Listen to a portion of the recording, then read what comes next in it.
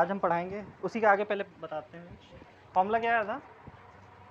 I average या फिर I average जो आया था वो कितना आया था 0.637 आई नॉट आया था 2/पाई इसकी वैल्यू आई नॉट के बराबर हो रही थी। ये तो वैल्यू होगी किसके लिए आई एवरेज की वैल्यू हो गई। इसी तरीके ई एवरेज भी सेम इसी तरीके से हम प्रूफ कर सकते हैं। ई एवरेज की वैल्यू क्या आ जाएगी 0.637 यहाँ पे ई नॉट हो जाएगा। ठीक है देख लो similarly E average is equal to 0.637 E naught. E naught यहाँ पे क्या है peak value of E M F induced E M F peak value of alternating current peak value of alternating current. एक मैं थोड़ी इंक डाल लूँ इसमें।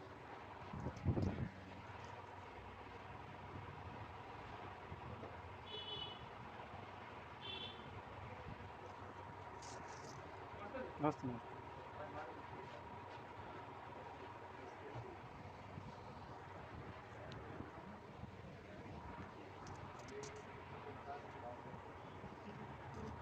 ठीक है। अच्छा average value of current over a full cycle कितनी होती है ओवर फुल साइकिल मैंने कल बताया यार 0 होती है। तभी तो हाफ साइकिल पे निकाल लेते फुल साइकिल पे क्या होती है 0। इंटीग्रेशन करके देख लेना कल बताया भी था। अगर t/2 की जगह क्या रख दूँ मैं t रख दूँ तब देखना क्या आती है वैल्यू 0 ही आएगी क्यों की वैल्यू 0 हो जाएगी और आई की वैल्यू भी क्या हो जाएगी आई एवरेज की वैल्यू भी क्या आएगी 0 हो जाएगी। ये लिख लो ये पूछा जा सकता है क्वेश्चन। लिखिए the average value of A C the average value of alternating current the average value of alternating current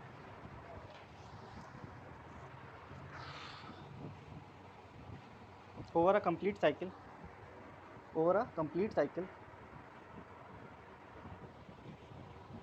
of alternating current is 0।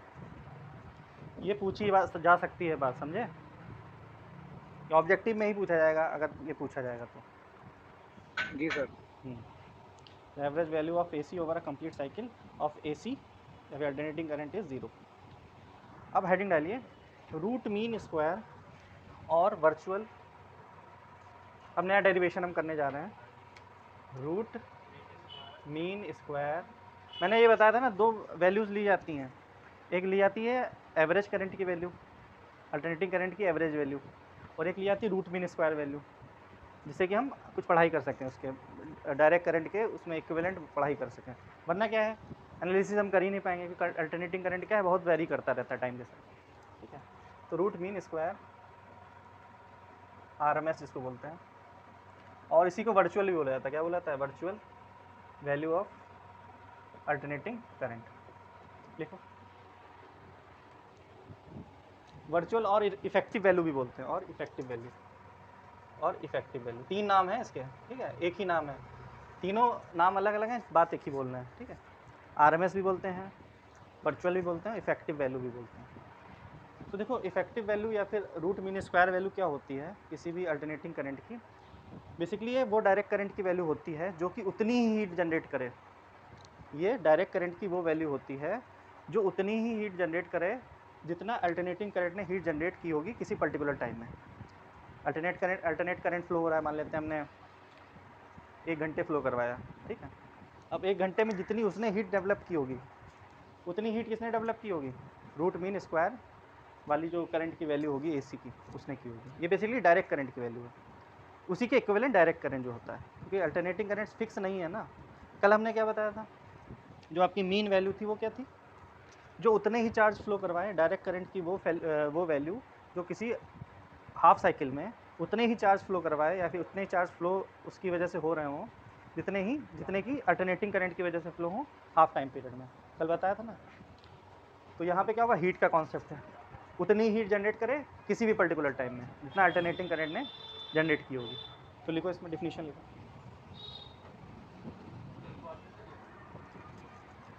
Important in the sense इस पर न्यूमेरिकल पूछ लिए जाते हैं।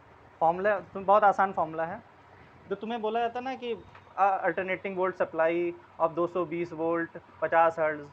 तो ये 220 वोल्ट क्या होता है ये आपकी रूट मीन स्क्वायर वैल्यू ही होती है अल्टरनेटिंग EMF की या RMS वैल्यू ही होती है। ये पीक वैल्यू नहीं होती है। लिखा होता है ना 220 वोल्ट AC सप्लाई है 50 हर्ट्ज की सप्लाई। ये 220 वोल्ट क्या है RMS वैल्यू है। इसलिए इसका यूज़ है, क्योंकि अगर मैं कोई वैसी वैल्यू रख दूँ अल्टरनेटिंग करंट में तो फ्लक्चुएट हो रही है, पीक वैल्यू रखी नहीं जाती है। यहाँ पे हम पीक वैल्यू नहीं रखते हैं, आरएमएस वैल्यू रखते हैं। तो इसमें लिखिए it is defined as that value of, अरे समझ में आया कि नहीं क्या बोला मैंने? अभी आके डेरिवेशन करवाऊंगा और ज़्यादा समझ में आ जाएगा। It is defined as that value of direct current, it is defined as that value of direct current which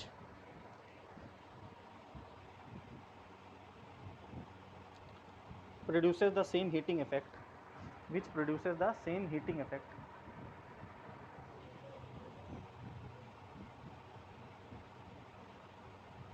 in a given resistor, in a given resistor, register RESI वाला, ठीक है, register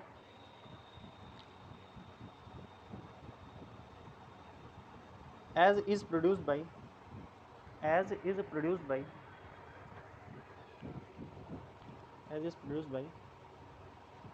the given alternating current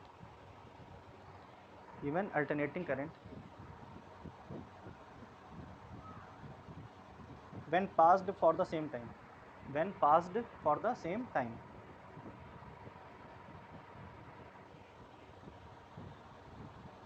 it is denoted by IRMS से भी लिख लिया जाता है इसको, IV से भी लिख दिया जाता है, I इफेक्टिव से भी इसको रिप्रेजेंट कर दिया जाता है। ज़्यादातर हम रिप्रेजेंट किससे करेंगे? IRMS से करेंगे। ज़्यादा किससे रिप्रेजेंट करेंगे? IRMS। हैं तीनों एक ही चीज़, ठीक है। I इफेक्टिव भी यूज़ कर सकते हो, इसको भी, ठीक है, लिखो। तो इसका डेरिवेशन हम करने जा रहे हैं। अच्छा सुनो, अल्टरनेटिव, पहले मैंने कल क्या बताया था? कल हमने क्या बताया था? अल्टरनेटिंग करंट में हम डायरेक्ट डीसी वाले फॉर्मूले नहीं यूज़ कर सकते हैं, क्योंकि फ्लक्चुएट कर रहा है ना। अब यहाँ पे बात, कल हमने बात किसके उससे की थी? चार्जेस से रिलेटेड, कि भाई चार्ज कितना फ्लो हो रहा है किसी पर्टिकुलर टाइम पीरियड में। यहाँ पे बात किसकी हो रही? हीट की। तो हीट वाले फॉर्मूले यूज़ करेंगे हम, ठीक। तो मान लेते हैं, पहले एसी की बात करता हूँ, एसी की। अब एसी का डायरेक्ट फॉर्मूला तो यूज़ नहीं कर सकता हूँ कि आई की वैल्यू रख दूँ, I2RT रख दूँ, नहीं कर सकते ना, क्योंकि आई की वैल्यू क्या हो रही है? चेंज हो रही है। लेकिन छोटा सा टाइम पीरियड माना जाए, बहुत छोटा सा टाइम माना जाए, dt मान लेते हैं, हल्का सा छोटा सा टाइम dt है, तो उसमें छोटी सी एक बहुत कम हीट जनरेट हुई होगी, dH मान लेते हैं। dH is the small amount of heat developed in small interval of time, या फिर इन स्मॉल टाइम dt। अच्छा, स्मॉल टाइम dt में एक छोटा सा करंट माना जा सकता है, या फिर छोटा सा करंट बता रहा हूँ, कांस्टेंट करंट माना जा सकता है। जो चीज़ें चेंज हो रही हैं, जैसे अल्टरनेटिंग करंट क्या हो रहा है? चेंज हो रहा है, लेकिन छोटे से टाइम में तो कांस्टेंट रहा होगा इस dt टाइम में। तो H का फॉर्मूला क्या होता है? जूल्स लॉ ऑफ हीटिंग से I2RT। तो I तो कांस्टेंट रहा होगा छोटे टाइम के लिए। ये कौन सा I है? Instantaneous alternating current. हम अल्टरनेटिंग करंट की बात कर रहे हैं। तो मैंने ये कहा था डायरेक्ट फॉर्मूला यूज़ नहीं कर सकते हैं, मतलब इन द सेंस ये नहीं कर सकते हैं कि सीधे H की वैल्यू H is equal to I2RT कर दूँ, नहीं कर सकता ना वो, क्योंकि हमें वैल्यू जो है चेंज हो रही है वो, तो इंटीग्रेशन का सहारा लेना पड़ता है। तो I2R भी कांस्टेंट ही रहेगा। ये R क्यों कांस्टेंट रहेगा? माना जा रहा है हीट नहीं डेवलप हो रही है, लेकिन एक्चुअल में ऐसा नहीं होता है। इतना आइडियल नहीं हो सकता सिस्टम की हीट ही ना डेवलप हो रही हो, या फिर लॉसेज ना हो रहे हो। बहुत से लॉसेज भी तो होते हैं, एडी करंट लॉसेज पढ़ा था हमने, ठीक है। लेकिन यहाँ पे हम मान रहे हैं कांस्टेंट है, छोटे से टाइम इंटरवल में आई कांस्टेंट है और आर भी कांस्टेंट है। फॉर्मूला क्या हो जाएगा? Small amount of heat is equal to I2RT हो जाएगा कि नहीं हो जाएगा? ये तो छोटी सी हीट है, टोटल हीट कितनी जनरेट हुई होगी? मान लेते फुल साइकिल में, अब यहाँ पे फुल साइकिल की बात कर रहे हैं, ठीक है। Total amount of heat generated, total amount of, अब कहोगे सर फुल साइकिल क्यों ले लिया? अरे क्या यार, अल्टरनेटिंग करंट से हीट का कोई फ़र्क है हाफ साइकिल फुल साइकिल का? नहीं है ना। यहाँ पे देखना जीरो नहीं आएगा, फुल साइकिल में करके देखो, जीरो से टू इंटीग्रेट करोगे जीरो नहीं आएगा। चार्जेस के केस में क्या होता है? डायरेक्शन का खेल है, ठीक है।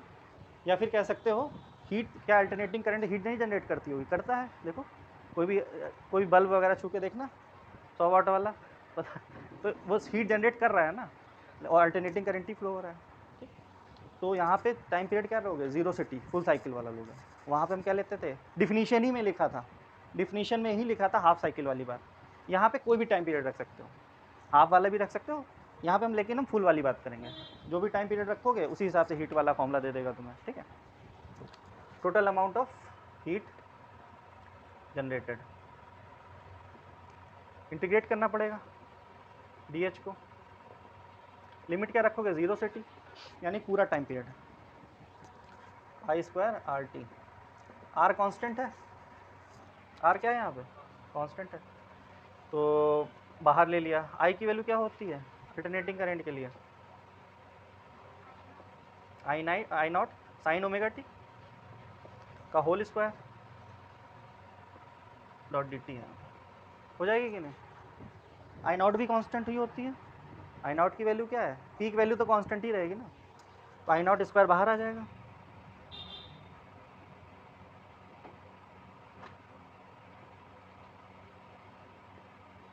ऐसे लिख सकते हैं। साइन स्क्वायर ओमेगा टी का इंटीग्रेशन कैसे करोगे, नहीं कर सकते इसमें। एक्स मानोगे तो स्क्वायर, तो इसको एक लीनियर फॉर्म में कन्वर्ट करना ही पड़ेगा, ठीक है। ऐसा जब कभी आता है, ये सब शायद अभी पढ़ा नहीं है तुमने, मैथ्स में पढ़ोगे आगे चल के, हैं। स्क्वायर का देखो डिफरेंशिएशन में भी डायरेक्ट नहीं करते हैं, साइन स्क्वायर का डायरेक्ट डिफरेंशिएशन में भी नहीं करते हैं, ठीक है। साइन स्क्वायर का जब भी केस होता है, आइडेंटिटीज़ पढ़ी हैं ट्रिग्नोमेट्री में, बहुत सारी आइडेंटिटीज़ हैं। इसकी आइडेंटिटी क्या होती है साइन स्क्वायर की, एक फॉर्मूला होता है साइन स्क्वायर एक्स की वैल्यू जो होती है 1 minus cos 2 omega 2x upon 2 हो जाती है कि नहीं। अगर नहीं पता है तो देखो हम इसको डिराइव करके बता रहे हैं। कॉज ए प्लस बी है सपोज, इसका फॉर्मूला क्या होता है, वैसे तो डायरेक्ट ही याद रखना, मैं बता रहा हूँ आया कहाँ से, ठीक है। कॉज ए प्लस बी का क्या फॉर्मूला होता है, कॉज ए कॉज बी माइनस साइन ए साइन बी, ये तो पता है ना। नहीं भी पता कोई बात नहीं, जो वैल्यू है, जो फाइनल फॉर्मूला है उसको याद रखना। ये फॉर्मूला है, मान लेते हैं ए क्या है, एंगल है, एक एंगल है, बी दूसरा एंगल है, इसकी वैल्यू ए रखता हूँ, बी भी ए रख लेता हूँ, दोनों सेम एंगल रख लेते हैं सब। तो क्या हो जाएगा यहाँ पर कॉज ए प्लस ए, यहाँ क्या हो जाएगा कॉज स्क्वायर ए हो जाएगा, यहाँ क्या हो जाएगा साइन स्क्वायर ए। यहाँ देखो ओमेगा टी को एक्स मान के चल रहे हैं हम, थीटा मान के, यानी कि ए एंगल मान के चल रहे हैं, ठीक। तो अब मुझे साइन स्क्वायर के टर्म में फॉर्मूला लाना है लीनियर फॉर्म में, यानी कोई पावर ना हो, कोई पावर ना हो, ऐसा फॉर्मूला बनाना है। तो देखिए कॉज स्क्वायर ए माइनस साइन स्क्वायर ए है, यहाँ क्या हो जाएगा कॉस 2a हो जाएगा। अच्छा कॉज स्क्वायर ए की जगह मैं क्या लिख सकता हूँ 1 माइनस साइन स्क्वायर ए, माइनस साइन स्क्वायर ए, ये क्या हो जाएगा -1 माइनस 2 साइन स्क्वायर ए हो जाएगा, है।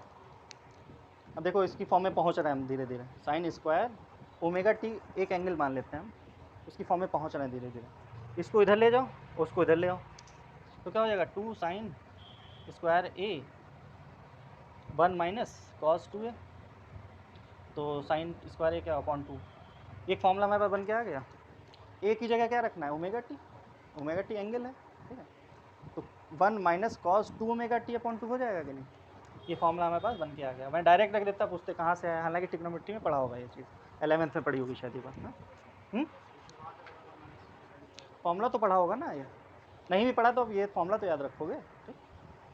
अब इसकी वैल्यू यहाँ पे रखो ज़रा, तो क्या हो जाएगा 0 से t साइन स्क्वायर, यानी साइन स्क्वायर ए क्या है ओमेगा टी है, याद रखना। तो 1 माइनस कॉज 2 ओमेगा टी हो जाएगा कि नहीं अपॉन 2। इसका हमें क्या करना पड़ेगा, इंटीग्रेशन करना पड़ेगा dt के रिस्पेक्ट में। अब थोड़ा सरल हो गया, फिर लीनियर की फॉर्म में आ गया ना, स्क्वायर का नहीं डायरेक्ट कर सकते आप इंटीग्रेशन में। ऑनलाइन में यहाँ तक क्लियर है कि नहीं। Yes sir. अब इसका इंटीग्रेशन करते हैं आई स्क्वायर आर। अब इसको कैसे लिख सकते हैं हम 0 से t dt/2 minus cos 2 omega t upon 2 dot dt, ऐसे लिख सकते हैं कि नहीं। dt मल्टीप्लाई कर दिया ब्रैकेट में, एक 2 में बाहर ले लेता ज़्यादा सही रहता है, बाहर ही ले लो, चलो ऐसे ही रखते हैं। चलो इतना क्लियर है कि नहीं। अब क्या होगा, ये ब्रैकेट में रखते हैं, ये जो इंटीग्रेशन है पहले इसका करना पड़ेगा माइनस इसका इंटीग्रेशन, तो करते हैं चलो इसको। आई नॉट स्क्वायर आर 0 से t dt/2 का इंटीग्रेशन माइनस 0 से t cause 2 omega t upon 2 dot dt, इसका इंटीग्रेशन मल्टीप्लाई हो गया, मतलब कि डिस्ट्रीब्यूटिव लॉ फॉलो करता है इंटीग्रेशन। अगर ब्रैकेट में है तो इससे भी इसका भी इंटीग्रेशन करना पड़ेगा, इसका भी इंटीग्रेशन करना पड़ेगा। जैसे फॉर एग्जांपल जब तुमसे कहा जाए इंटीग्रेशन ऑफ 0 से x करो x square minus 2x plus 1 और डॉट डी एक्स है। तो कैसे करोगे इसको? एक्स स्क्वायर का इंटीग्रेशन अलग कर सकते हो और माइनस 2x का इंटीग्रेशन अलग कर सकते हो और प्लस डी एक्स का इंटीग्रेशन अलग कर सकते हो। ये डिस्ट्रीब्यूटिव लॉ फॉलो करता है इंटीग्रेशन, ठीक है। इतनी बात समझ में आई कि नहीं? क्यों भाई, इतनी बात समझ में आई? हमने पहले क्या किया, हाफ डी टी का अलग करेंगे और cos 2 ओमेगा टी बाई 2 का अलग इंटीग्रेशन कर रहे हैं, ठीक है। अब देखिए ज़रा ये सब ब्रैकेट में चल रहा है, अलग ही चलेगा। इसका इंटीग्रेशन क्या होगा, हाफ अलग डी टी का इंटीग्रेशन क्या हो जाएगा, टी हो जाएगा, टी माइनस 0, टी बचेगा कि नहीं यहाँ पे, टी बाई 2 इधर हो गया। इधर देखो ज़रा, इसका ब्रैकेट में अलग रखते हैं, हाफ cos 2 ओमेगा टी बचेगा क्या, cos 2 omega T dot D T और इंटीग्रेशन ऑफ 0 से टी। cos 2 ओमेगा टी का क्या होगा बताओ, 2 omega T dot D T, कल मैं बता चुका हूँ ऐसा। अब देखो बीच में क्या है, कोई एक चीज़ नहीं है, इसको मान लेंगे x। क्या मान लेंगे, x। थोड़ी जगह कम पड़ रही है, ऐसा करो पहले यहाँ तक लिख लो फिर इसके आगे करवाते हैं। नहीं, यहाँ मैं लिख दे रहा हूँ, amount of small amount of heat generated in small time D T. Small amount of heat जितनी जनरेट हुई डी टी टाइम में वो ये है, ठीक है। यहाँ तक नोट कर लो, फिर थोड़ी जगह बन जाएगी तब करते हैं, समझ के करना, ठीक है।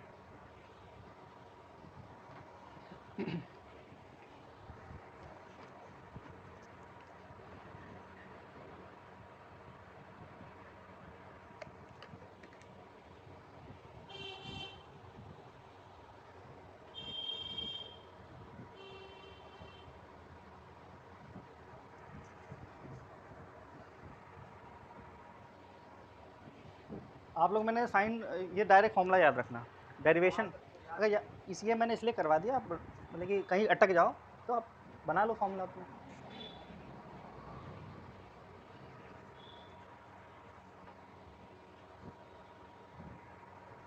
ट्रिग्नोमेट्री के अगर फिजिक्स पढ़ रहे हो तो ट्रिग्नोमेट्री के कुछ बेसिक फॉर्मूले तो याद ही होने चाहिए, कॉज ए प्लस बी और कॉज ए माइनस बी, साइन ए प्लस बी और साइन ए प्लस साइन बी, ठीक है। पढ़ा है शायद मैंने, एस एच एम जब पढ़ाई थी तो फॉर्मूला यूज़ हुआ था कि नहीं, बीट्स वगैरह की इक्वेशन बनती थी।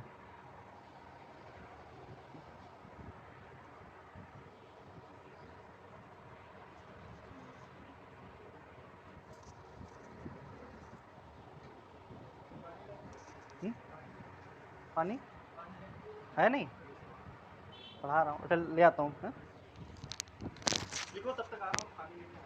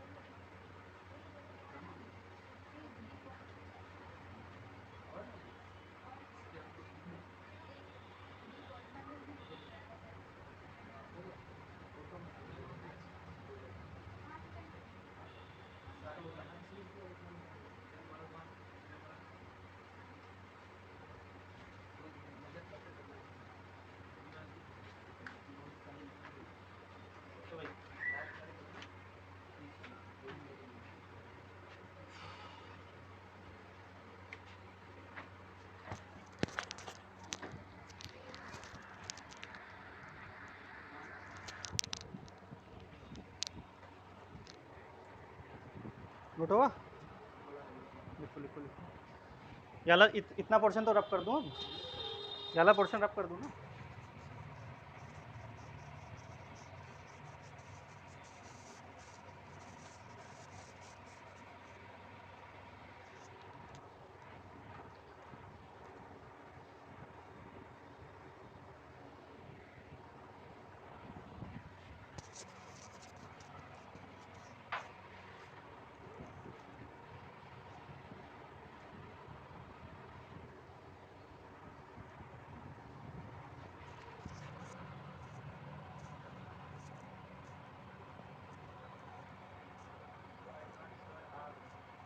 हैं, देखते हैं क्या होगा यार। ओ आर भी है।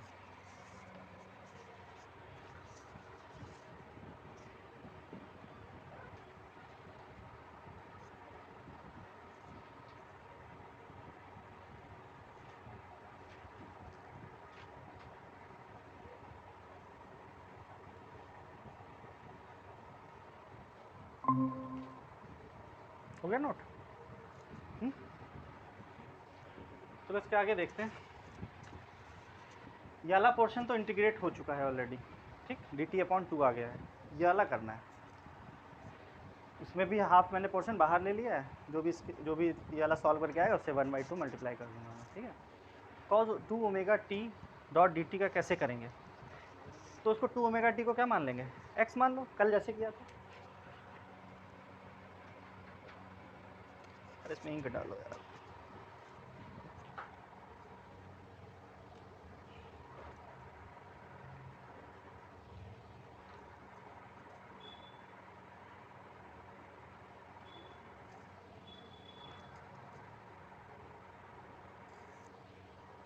cos 2 ओमेगा 2 x मानो क्या होगा, तो देखिए cos 2 ओमेगा टी 2 को सॉरी 2 ओमेगा 2 को क्या मान लिया हमने, x मान लिया। दोनों साइड क्या कर दो, डिफरेंशिएट कर दो। 2 और ओमेगा क्या है, कांस्टेंट है। हालांकि हर बार मत किया करो, मैं बस बता दिया, वो डायरेक्ट भी कर सकते थे, ठीक है, ऐसा नहीं कि करना ही पड़ेगा, आप डायरेक्ट ही लिख सकते थे। यहाँ आएगा देखना cos 2 omega T upon 2 omega, ठीक है। तो एक बात तुम्हें प्रोसीजर समझ गया, डायरेक्ट भी लिख सकते हो, लेकिन गलती करने से बढ़िया इसलिए कर ही लो। दोनों साइड डिफरेंशिएट करेंगे तो dt का होगा डिफरेंशिएट और dx का होगा, ठीक। तो dt इक्वल टू क्या हो जाएगा, dx अपॉन 2 ओमेगा। जहाँ dt है वहाँ क्या रख दो, dx अपॉन 2 ओमेगा, ठीक। ये तुम्हें काम इंटीग्रेशन में भी काम आएगा, जब मैथ्स पढ़ रहे हो वहाँ पे यही सब चीज़ें करनी पड़ेंगी। तो अभी पहले सीख लिया, अच्छी बात है। तो यहाँ पे देखो क्या हो जाएगा, I not square R t/2 minus half, इसकी जगह मैं लिख रहा हूँ, ध्यान से देखना, 0 से t cos x लिखूँगा, और dt की जगह क्या लिखूँगा मैं, dx अपॉन सॉरी dt की जगह लिख सकता हूँ dx अपॉन 2 ओमेगा। तो cos 2x लिख सकता हूँ कि नहीं, अरे 2 ओमेगा t को माना ना, तो cos x लिख सकता हूँ मैं, डॉट dx अपॉन 2 ओमेगा, ऐसे लिख सकते हैं। भाई हमने 2 ओमेगा t की जगह x लिख दिया, dt की जगह dx आया, लेकिन कंपनसेट करने के लिए क्या लिखना पड़ेगा, अपॉन में 2 ओमेगा लिखना पड़ेगा।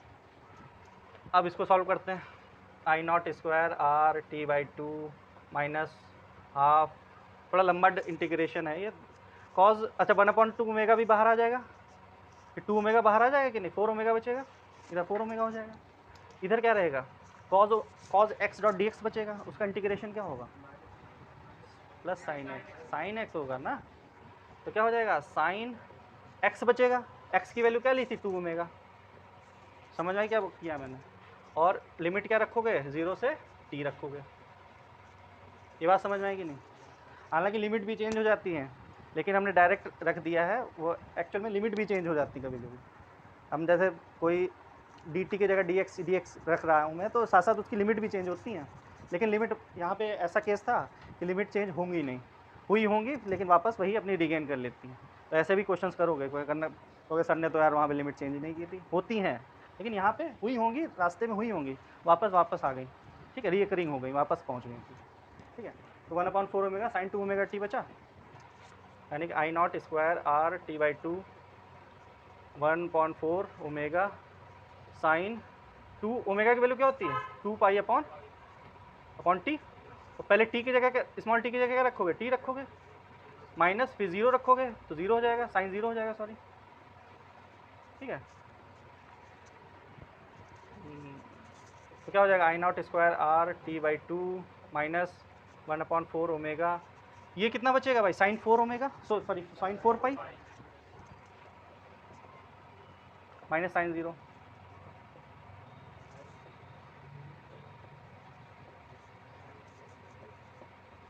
ये पता पोर्शन क्या हो जाएगा, साइन 4 पाई की वैल्यू क्या होती है, देखो साइन का ग्राफ देखा करो,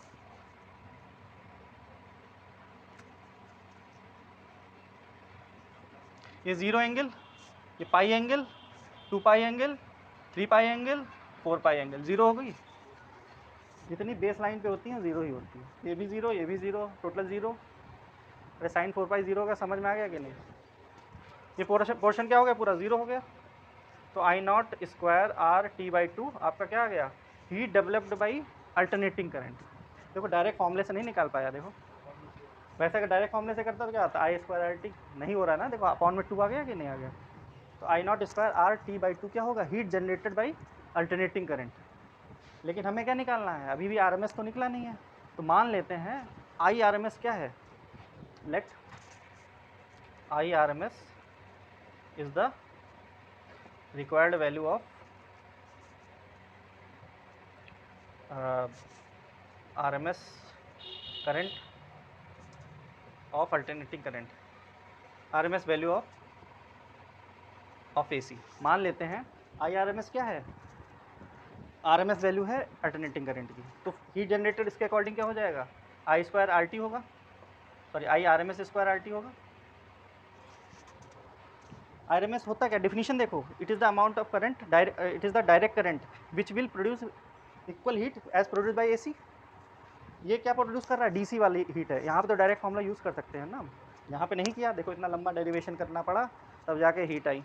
लेकिन हम डायरेक्ट करंट में क्या कर सकते हैं, डायरेक्ट फॉर्मूला लगा कर सकते हैं कि नहीं। कल भी देखो यहाँ तक पहले हमने चार्ज निकाला था, फिर हमने आपका डायरेक्ट करंट से क्या फॉर्मूला निकाल लिया था चार्ज का, चार्ज इक्वल टू वो हमने sorry current equal to charge upon time करा था। तो वो नीचे वाला डायरेक्ट करंट की बात हो रही है, तो हमने डायरेक्ट फॉर्मूला यूज़ कर सकते हैं। आई की जगह क्या लिख रहा हूँ मैं, आई आर एम एस। ये वो करंट है जो इतनी ही हीट जनरेट करेगा, समझ रहा हूँ। अरे बात समझ में आई कि नहीं। तो I R M S square R T, H की वैल्यू क्या आई थी, ये आई थी एच की also for A C, for A C H equal to क्या निकला था, I not square R T by two. दोनों को इक्वेट कर दो भाई, ये हीट डायरेक्ट करंट वाली हीट हो गई, ये अल्टरनेटिंग करंट वाली हीट हो गई। टाइम क्या है, दोनों का सेम है, देखो टी टी है कि नहीं है, यहाँ से 0 से टी इंटीग्रेट किया था कि नहीं। तो इसमें कितनी हीट बताई होगी, 0 से टी मतलब टी टाइम तक वाली। डायरेक्ट करंट में भी कहाँ से कहाँ तक की हीट निकालना हो, टी टाइम तक वाली ही निकालना हो, तो दोनों इक्वल होनी चाहिए ना। यहाँ तक तो लिख ही लिया होगा, है दोनों को इक्वेट कर दो ज़रा, तो क्या हो जाएगा, I R M S square R T is equal to I not square R T by two. R T cancel out हो गया, तो आई आर एम एस की वैल्यू क्या हो जाएगी, I nought by root two. तो यही formula होता है आई आर एम एस का। ये फॉर्मूला बहुत इंपॉर्टेंट है, ये मीन वाले से भी ज़्यादा इंपॉर्टेंट है, इस पर बहुत से क्वेश्चन बनेंगे, ठीक है। Similarly E R M S क्या हो जाएगा, E naught by two root two, note कर लो। इसकी भी वैल्यू होती है, रूट टू की वैल्यू क्या होती है, 1/√2 निकालोगे तो 0 पॉइंट समथिंग कुछ होगा, 0.7 समथिंग होगा। इतना ही काफ़ी है, ऐसे ही लिख लो ज़्यादा सी। 0.707 होता है, 0.707, इसको 1/√2 करोगे 0.0707 आई नॉट हो जाएगा, ठीक। यहाँ पे भी 0.707 ई नॉट। ये इंपॉर्टेंट है भाई, ये इंपॉर्टेंट है बहुत।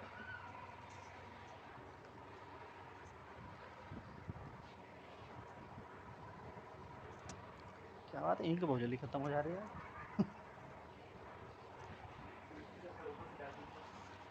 ऊपर से कुछ होता नहीं है।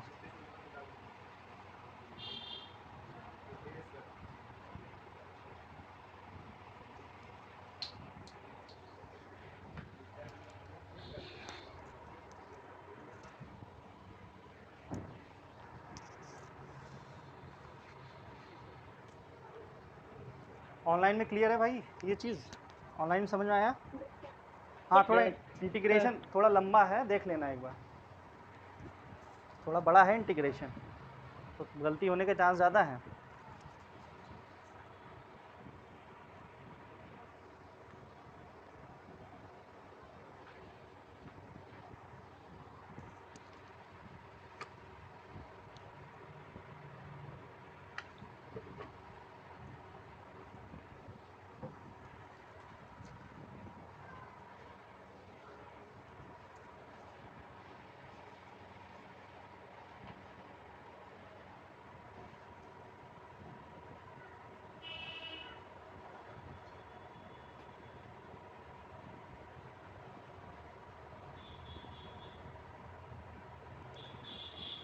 RMS value of alternating current एक डायरेक्ट करंट की वैल्यू है, याद रखना।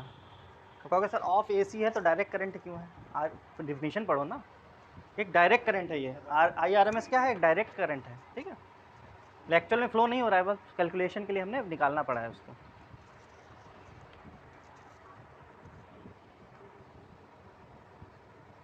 रूट मीन स्क्वायर, वर्चुअल या फिर इफेक्टिव, कुछ भी दे सकते हो उसका नाम।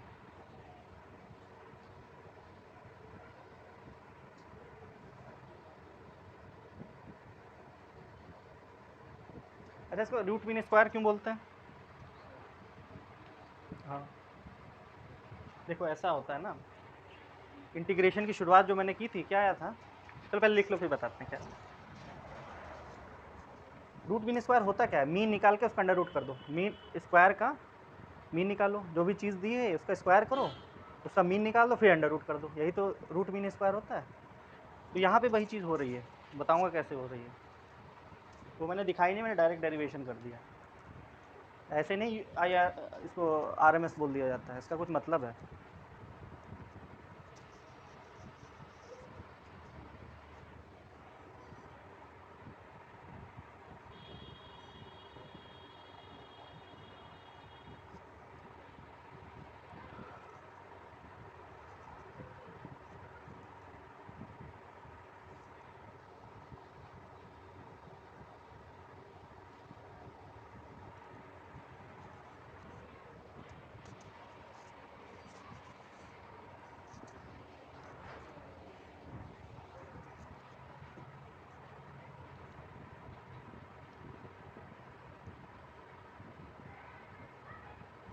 मंडे को आओगे तुम लोग? मंडे को क्योंकि बाहर कल संडे नहीं, हरदोई में रहता हूँ ना, तो मंडे को फिर तुम लोगों का तो मंडे को भी होगी फिर है? छुट्टी नहीं मतलब होगी क्लास।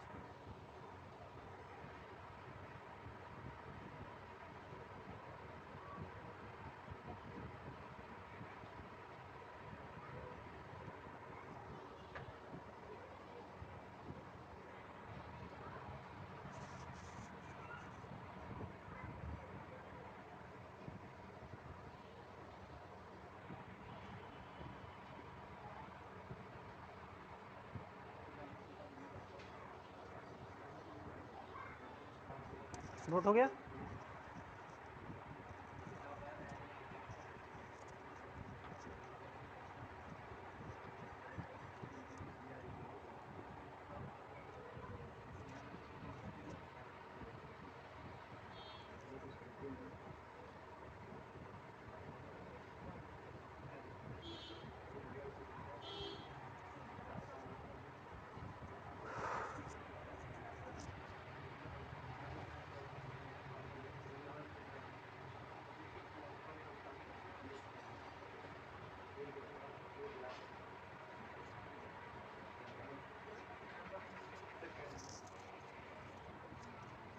चलिए इसके वो भी बता देता हूँ कि आरएमएस क्यों बोलते हैं। वैसे ज़रूरी नहीं है, आप सिंपल से याद रखना। मतलब देखो आईआरएमएस जो होता है, मैंने यहाँ पे आईआरएमएस रखा है, किसकी तरह रखा है? डीसी की तरह रखा है, तभी तो डायरेक्ट बेधड़क फॉर्मूला यूज़ कर लिया। एसी में इतना रायता फैलाना पड़ा तब जाके फॉर्मूला आया, तो फ़र्क होगा, कुछ ना कुछ तो फ़र्क होगा आईआरएमएस और नॉर्मल आई में। नॉर्मल आई क्या है? अल्टरनेटिंग करंट है। आईआरएमएस क्या है? उसकी इक्विवेलेंट डायरेक्ट करंट की वैल्यू है, जो कि वो ही उतनी ही हीट जनरेट करेगी जितनी उसने की होगी अल्टरनेटिंग करंट ने। जब डेरिवेशन मैंने यहाँ पे कहीं भी आईआरएमएस लिखा है, ये आई लिखा है ना, आई क्या है यहाँ पे? इंस्टेंटेनियस अल्टरनेटिंग करंट है ना, जो कि फ्लक्चुएटिंग नेचर का है। यहाँ मैंने सिंपल से एक ही वैल्यू यूज़ की है आईआरएमएस, और जो उसने इतनी सुनो, उसने इतनी हीट जनरेट की होगी कितने टाइम में? टी टाइम में, जितनी अल्टरनेटिंग करंट ने टी टाइम में जनरेट की होगी। लेकिन अल्टरनेटिंग करंट में हम डायरेक्ट फॉर्मूला यूज़ नहीं कर सकते हैं, तो इसलिए हमने इंटीग्रेशन का यूज़ किया है, तब जाके हीट का ये फॉर्मूला आया। ये heat must be equal to this heat that is produce by RMS current, create कर दिया, तब जाके ये फॉर्मूला आया। समझ गए? I R M S is the value of direct current, लेकिन इसको बोलते क्या है? आरएमएस वैल्यू ऑफ एसी बोल देते हैं, यानी उसी के इक्विवेलेंट डीसी की वैल्यू, एसी के ही इक्विवेलेंट डीसी की वैल्यू। समझ गए? समझ कि कैलकुलेशन के लिए हम AC का एज सच नहीं यूज़ कर सकते, हम डायरेक्ट रखा आ गया नहीं रख सकते ना, चेंज हो रहा है, जो चीज़ चेंज हो रही है वहाँ पे हम क्या यूज़ करते हैं, लेकिन चेंज एक सिस्टम में कर रही है, चेंज का भी तरीके हैं, चेंज बिल्कुल एक सिस्टमेटिक वे में कर रही है, पीरियोडिक वे में, इसलिए इंटीग्रेशन वहाँ पे काम कर जा रहा है। एक फंक्शन, भाई पीरियोडिक चीज़ क्या होती है, एक फंक्शन होता है, पीरियोडिक फंक्शन समझते हो ना, कॉज हुआ, साइन हुआ, कॉज हुआ, पीरियोडिक फंक्शन है। तो वहाँ पे इंटीग्रेशन हम लगा के, क्योंकि वहाँ पे एक पर्टिकुलर टाइम बाद चीज़ें रिपीट हो रही होंगी, इसलिए इंटीग्रेशन का यूज़ कर सकते हैं वहाँ पे। हर जगह इंटीग्रेशन भी काम नहीं आएगा, यहाँ पे काम आ जाएगा, पीरियोडिक है, साइनसॉइडल वेव होती है अल्टरनेटिंग करंट, ठीक है। हालांकि इतना सब चीज़ें पे बॉदर मत करो, इतना तो याद रखो फॉर्मूला क्या होता है, डिफिनीशन याद रखना, समझ के याद करना, ठीक है। बाकी कोई इतना डिटेल में जाने की जरूरत ही नहीं है, मैंने बस बता दिया। अच्छा अब क्वेश्चन लिखो,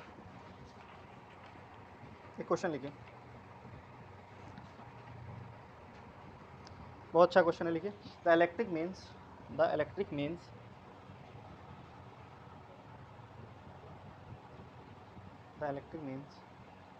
ऑनलाइन में भी लिखो भाई। The electric mains in a house,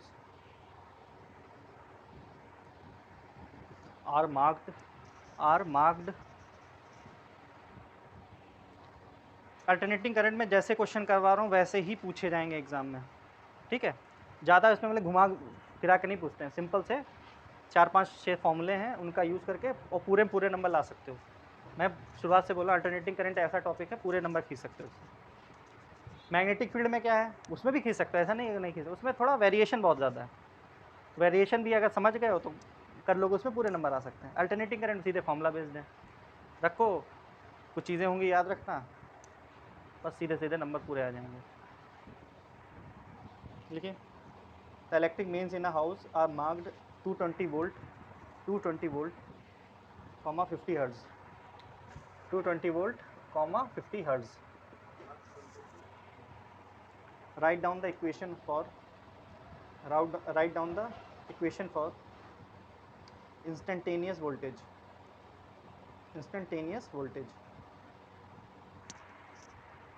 write down the equation for instantaneous voltage।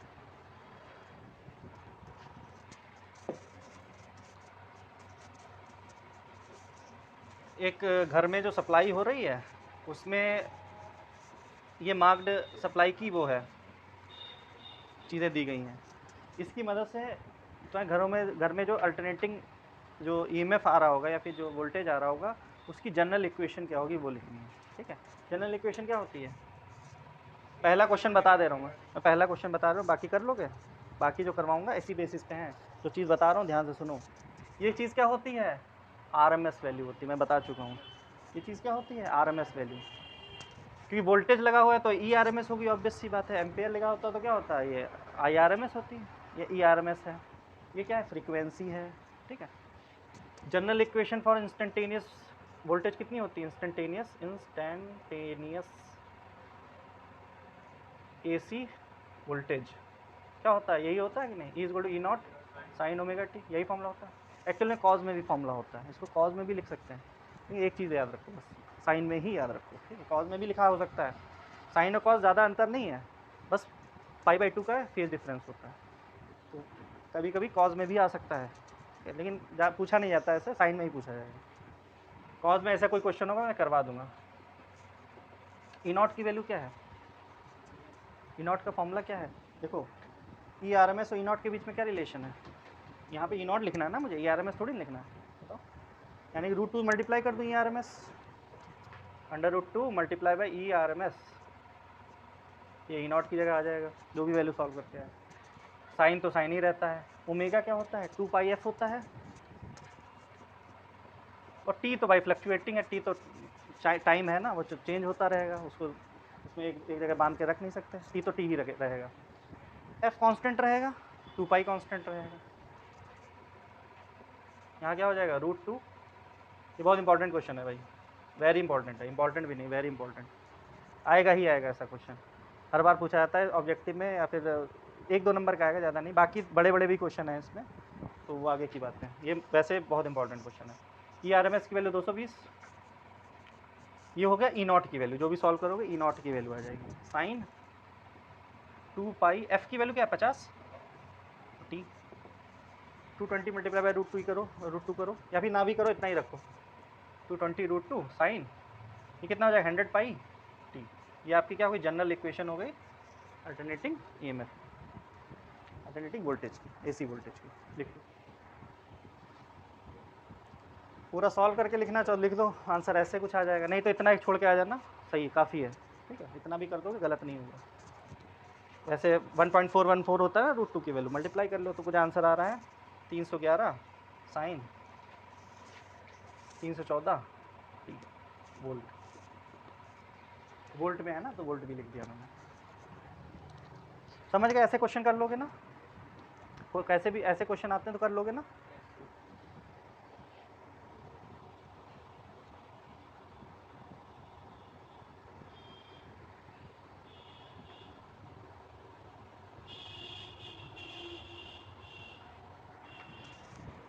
Online में समझ में आया ये चीज़, क्वेश्चन समझ में आया ये वाला? Yes sir. चलो चलो चलो बढ़िया बात, ये बोर्ड का ही क्वेश्चन है, ऐसे बहुत क्वेश्चन आए हुए हैं तुम्हारे में।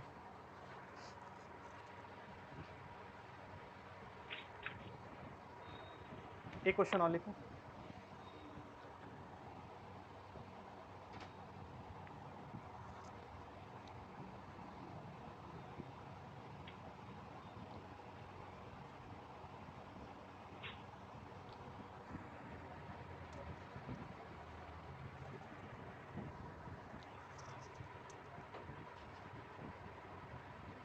समझ में आया? एक क्वेश्चन लिखिए, ठीक है, N alternating voltage is given by, अब देखो उल्टा चल रहा है, अब वोल्टेज दिया हुआ है, अरे ई की जगह वी भी लिख सकते हो, ऐसा नहीं कि ई लिखना है, वी भी लिख सकते हो, ठीक है, यहाँ ई है, यहाँ ई लिख सकते हो, यहाँ वी नॉट लिख सकते हो, ऐसा भी आ सकता है, ठीक है, ये मैं सुना है वहाँ तो ई हमने पढ़ा है, यहाँ वी में दे दिया, हम क्वेश्चन ही सॉल्व नहीं करेंगे, गलत है, ऐसा नहीं होता, ई की जगह वी भी लिख के आ सकता है।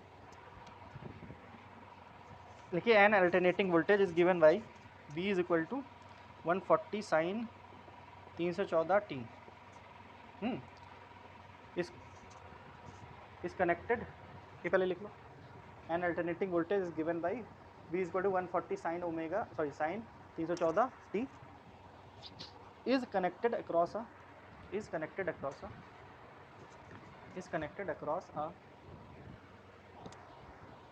pure resistor of 50 ohm, find the frequency, पहला लिखो find frequency, f पता करना है, दूसरा हमें पता करना है भाई RMS वैल्यू ऑफ करंट, यानी कि IRMS पता करना है, ये भी बोर्ड का क्वेश्चन है। V इज इक्वल टू इतना दे रखा है, रेजिस्टेंस की वैल्यू दे रखी कितनी 50 ओम, हमें बताना फ्रीक्वेंसी कितनी, ऑब्वियस सी बात है 314 आई थी यहाँ पे, बाकी बताओ। अगर कुछ और होती 314 के अलावा होती तब, साइन ओमेगा टी, ये ओमेगा है, 314 क्या है, देखो ऐसे करते हैं, कंपेयर करवाओगे किससे, स्टैंडर्ड इक्वेशन से, ऐसे क्वेश्चन कर चुके हो ना 11th में, कंपैरिजन भाई जो भी चीज़ दोगी इक्वेशन से ही तो कंपेयर करवाओगे, एसएचएम में कितने क्वेश्चन हमने किए थे ऐसे ही। तो V का फॉर्मूला होता है V not sine omega T, तो यानी 140 क्या रहा होगा, V नॉट रहा होगा, यानी कि V नॉट क्या पीक वैल्यू हो,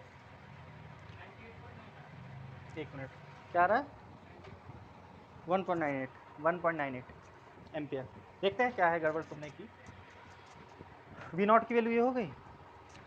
अब हमें F पहले निकालना, F निकाल लेते हैं, ओमेगा की देखो क्या हो जाएगी वैल्यू 314, ओमेगा इसको 314, ओमेगा क्या होता है 2 पाई एफ होता है 314, एफ की वैल्यू क्या हो जाएगी 314/2 पाई, पाई मतलब 3.14, ये हट जाएगा तो 2 जीरो आ जाएंगे, ये क्या हो जाएगा 100 150, तो एफ की वैल्यू क्या हो गई 50 हर्ट्ज़। ये मैंने इसलिए करके बता दिया कि कुछ भी वैल्यू आ जाए, 314 के अलावा कुछ और हो गई तो हर जगह 50 नहीं लिख के आ जाना है, ठीक है, उसी हिसाब से ऐसा सॉल्व करके लाओगे, वो तो हमने एक क्वेश्चन करवा चुके हैं इसलिए तुम्हें पता है 50 है यहाँ पे, देखो 314 यहाँ पे भी आ रहा था। अच्छा अभी भी हमें फर्स्ट पार्ट तो हो गया हमारा, अब सेकंड क्या करना है हमें, IRMS भी पता करना है। तो देखो IRMS क्या होता है, ERMS अपॉन आर हो जाएगा। करंट का क्या फॉर्मूला होता है? वोल्टेज अपॉन आर ही तो होता है। तो आई आर एम एस क्या होगा? यहाँ पे ई नॉट मत कर देना, ई नॉट अपॉन आर। भाई आर एम एस है तो इधर भी तो आर एम एस ही होगा। I R M S equal to क्या होगा? E R M S upon R. ठीक, ई नॉट अपॉन आर कर दोगे गलत हो जाएगा। हाँ, अगर आई नॉट की वैल्यू निकालनी है तो ई नॉट रखना पड़ेगा। आई नॉट निकालना है तो ई नॉट अपॉन आर करोगे। हमें पता भी है, शुरुआत में कल करवाया भी था मैंने। आई नॉट क्या होता है? ई नॉट अपॉन आर ही तो होता है, लेकिन I R M S equal to E R M S upon R होगा। तो ई आर एम एस का क्या फॉर्मूला होगा? E not upon √2 upon R. E naught यहाँ पे वी कर देता हूँ यार, वी आर एम एस है, ठीक है, क्योंकि वी चल रहा है तो वी ही लिखो। ठीक, क्या हो जाएगा? V nought upon √2। तो वी नॉट कितनी वैल्यू? 140। √2 नीचे आएगा, आर की वैल्यू 50 है। इसको सॉल्व कर लो यार। 14/5 √2, इसको सॉल्व करो, आंसर आ जाएगा जो भी है। तो आंसर कुछ आएगा भैया 1.98 ampere. This is the required value of I R M S. समझ में आया कि नहीं? क्यों? आसान है यार, कुछ भी तो नहीं है। बस आसान, इतना आसान है कि गड़बड़ भी हो जाएगी। आसान भी है, बहुत आसान है, तभी गड़बड़ भी हो जाएगी, क्योंकि तुम बेधड़क करोगे कि बहुत सरल है, आराम से कर लेते हैं, तो इन छोटी छोटी चीज़ों में गलती कर दोगे। देखो यहाँ वी नॉट लिखा होगा, तो ये थोड़ी बातें ध्यान रखना मेरी, बाकी तो बहुत सरल है ये। चलो आज के लिए इतना ही रखते हैं, बाकी मंडे को जो है आगे पढ़ाएंगे इसके। अब सर्किट में चलेंगे, एसी सर्किट्स पे अगला टॉपिक होगा। एसी सर्किट, कैपेसिटर लगा हो सर्किट में, एसी करंट है, उसको हमने कनेक्ट किया है कैपेसिटर से, या फिर रेजिस्टेंस से कभी कनेक्ट कर लेंगे, फिर इंडक्टर से कनेक्ट करेंगे, फिर कॉम्बिनेशन से करेंगे उनकी, कभी इंडक्टर और कैपेसिटर, कभी इंडक्टर और रेजिस्टेंस, और फिर तीनों को, यानी कि इंडक्टर भी होगा, कैपेसिटर भी होगा, रेजिस्टेंस भी होगा, तीनों को अल्टरनेटिंग करंट में जोड़ के देखेंगे, कुछ वैल्यूज़ आएंगी, देखते हैं क्या होता है उसमें। ठीक है, इतना जाके रिवाइज कर लेना सही से। ऐसे और भी क्वेश्चन बन सकते हैं, सब में फंडा यही यूज़ होगा। ठीक है, कर्नल इक्वेशन याद रखना, उसी के बेसिस पे हो जाएगा।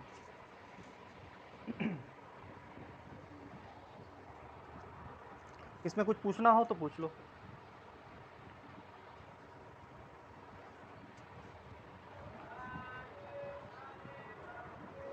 ऑनलाइन में कुछ पूछना हो तो पूछ लो। No sir. ठीक है, आज के लिए इतने ही रखते हैं फिर।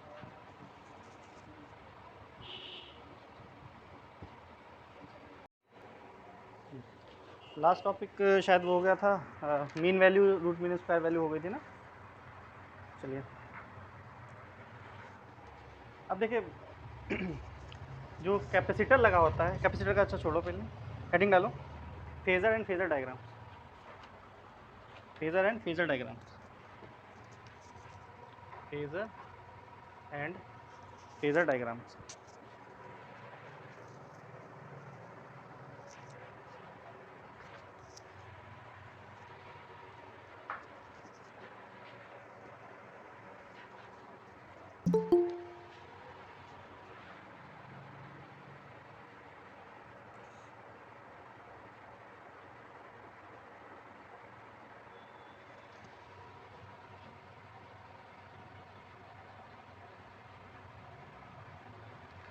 देखिए फेजर डायग्राम क्या होता है, ये बेसिकली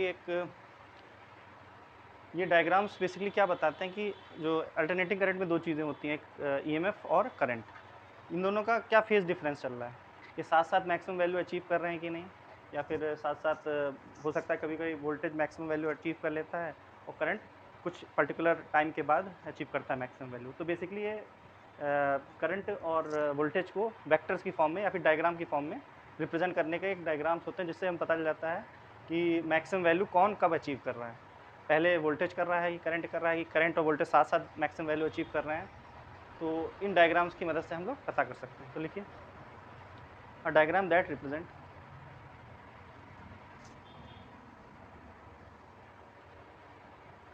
क्या होता है कि कोई ज़रूरी नहीं होता है कि कोई भी अल्टरनेटिंग करंट हो उसमें वोल्टेज और करंट साथ साथ चलें, ऐसा नहीं होता है। तो कभी कभी ऐसा हो जाता है कि वोल्टेज पहले मैक्सिमम वैल्यू अचीव कर लेता है और करंट धीरे धीरे बढ़ रहा होता है।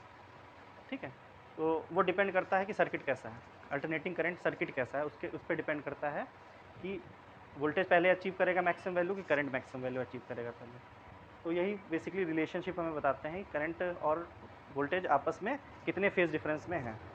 जैसे हम लोग एसएचएम में करते थे, एसएचएम में एक्सेलरेशन और वेलोसिटी का बनता था फेजर डायग्राम, वैसे यहाँ पे बनेगा। समझ में आ गई बात?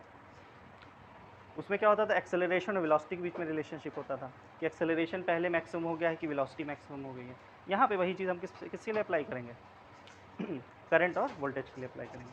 लिखो, a diagram that represents alternating current. भीगे तो नहीं? हाँ, ये तो ज़्यादा नहीं है कुछ। End voltage, alternating current and voltage of the same frequency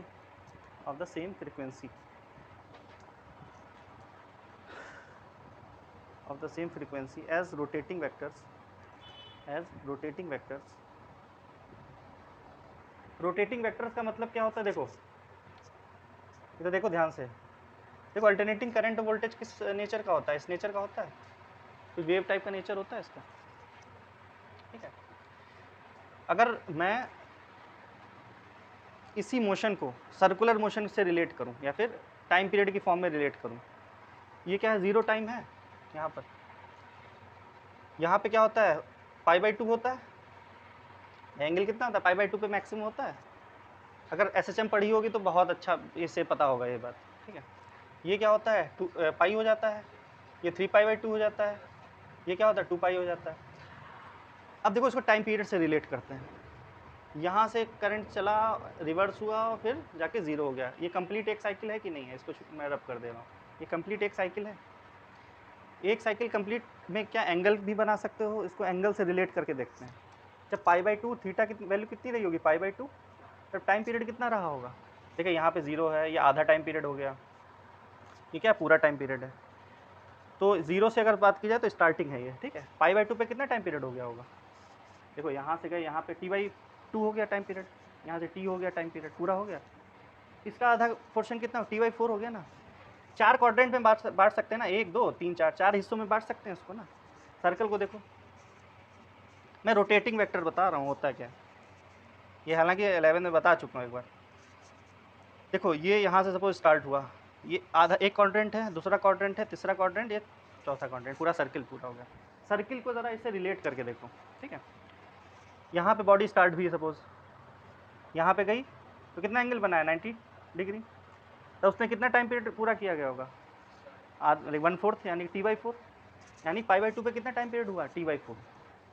यहाँ पे कितना हो गया? एंगल कितना हो गया? 180। देखो यहाँ पे एंगल कितना हो गया? पाई हो गया 180। टाइम पीरियड कितना हो गया? आधा, t/4, t/2, 2t, इसको मतलब t/2 जो और जोड़ दो इसमें, t/2। हर क्वाड्रेंट कितना है? एक आधे टुकड़े का है, मतलब 1/4 का है। तो इसमें 1/4 और जोड़ दो तो कितना हो जाएगा? 3t/2। यहाँ पे जोड़ दो कि क्या होगा? t आ जाएगा वापस, ठीक है। तो इससे रिलेट करके देखो, 90 डिग्री पे t/4 टाइम पीरियड हुआ होगा, यानी कि 1/4 टाइम पीरियड का 1/4। 180 डिग्री पे आधा टाइम पीरियड हो गया होगा। 270 डिग्री है, 270 डिग्री पे 3t/4, यानी कि आधे में प्लस 1/4 और जोड़ दो। और जब पूरा 360 डिग्री हो गया होगा तो कितना टाइम पीरियड हो गया होगा पूरा। फेज़र डायग्राम, फेज़र बताता है कि रोटेटिंग वेक्टर्स, फेज़र का मतलब क्या होता है? रोटेटिंग वेक्टर्स, यानी कि हमने मान लिया चीज़ रोटेट हो रही है, हो नहीं रही है, मान लिया हमने, वरना वो तो ऐसे वेव की फॉर्म में चल रहा है ना उसका फंक्शन, कि कभी ऊपर जाता है कभी नीचे आता है। उसको मैंने सर्कुलर मोशन या फिर रोटेटिंग वेक्टर्स की फॉर्म में रिप्रेजेंट करना है, ठीक है। कभी कभी क्या होता है, current suppose maximum value achieve कर चुका है, और उस समय क्या होता है, कभी करंट मैक्सिमम वैल्यू नहीं अचीव करता है, वोल्टेज पहले अचीव कर लेता है। तो उसमें जैसे 90 डिग्री का फेज डिफरेंस आया बाई चांस, तो उसका मतलब क्या हुआ कि करंट t/4 टाइम पीरियड पहले या फिर बाद में मैक्सिमम वैल्यू अचीव कर रहा है, और वोल्टेज क्या हो रहा है? t/4 टाइम पीरियड पहले ही अचीव कर लेता है मैक्सिमम वैल्यू, ठीक है। इस वजह से ये फेज़र डायग्राम हमें पढ़ना बहुत ज़रूरी है। ये हमें ये बताता है कि कौन सी चीज़ पहले मैक्सिमम पे पहुंच रही है और कौन सी वैल्यू बाद में पहुंच रही है, और पहुंच रही है पहले या बाद में तो कितना फेज़ डिफरेंस है। फेज़ डिफरेंस को रिलेट हम किससे कर लेंगे? टाइम से। जैसे मान लेते हैं 90 डिग्री का फेज़ डिफरेंस आया, 90 डिग्री का फेज़ डिफरेंस का मतलब t/4। 180 का नहीं आएगा, वैसे आएगा नहीं। 180 डिग्री का सपोज आता तो क्या होता? t/2। समझ, एंगल से रिलेट करके भी देखना है। तो इसीलिए एक ऐसा डायग्राम जो कि वेक्टर या फिर जो आपका वोल्टेज को और करंट को रोटेटिंग वेक्टर के फॉर्म में रिप्रेजेंट करता है, ऐसा डायग्राम क्या बोला जाता है? Phasor diagram. अभी सब समझ जाओगे क्या होता है। आगे लिखिए। अलॉन्ग विद, कहाँ तक छोड़ा था मैंने? As rotating vector, as rotating vectors, bracket में फेजर्स लिख लो, फेजर्स, ब्रैकेट में फेजर, ब्रैकेट में लिखिए फेजर। रोटेटिंग वेक्टर को ही फेजर बोलते हैं, ठीक। Phasor along with proper phase angle, along with proper phase angle,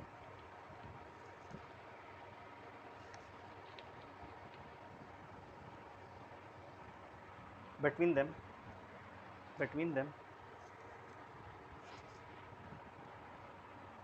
is called phasor diagram, is called phasor diagram.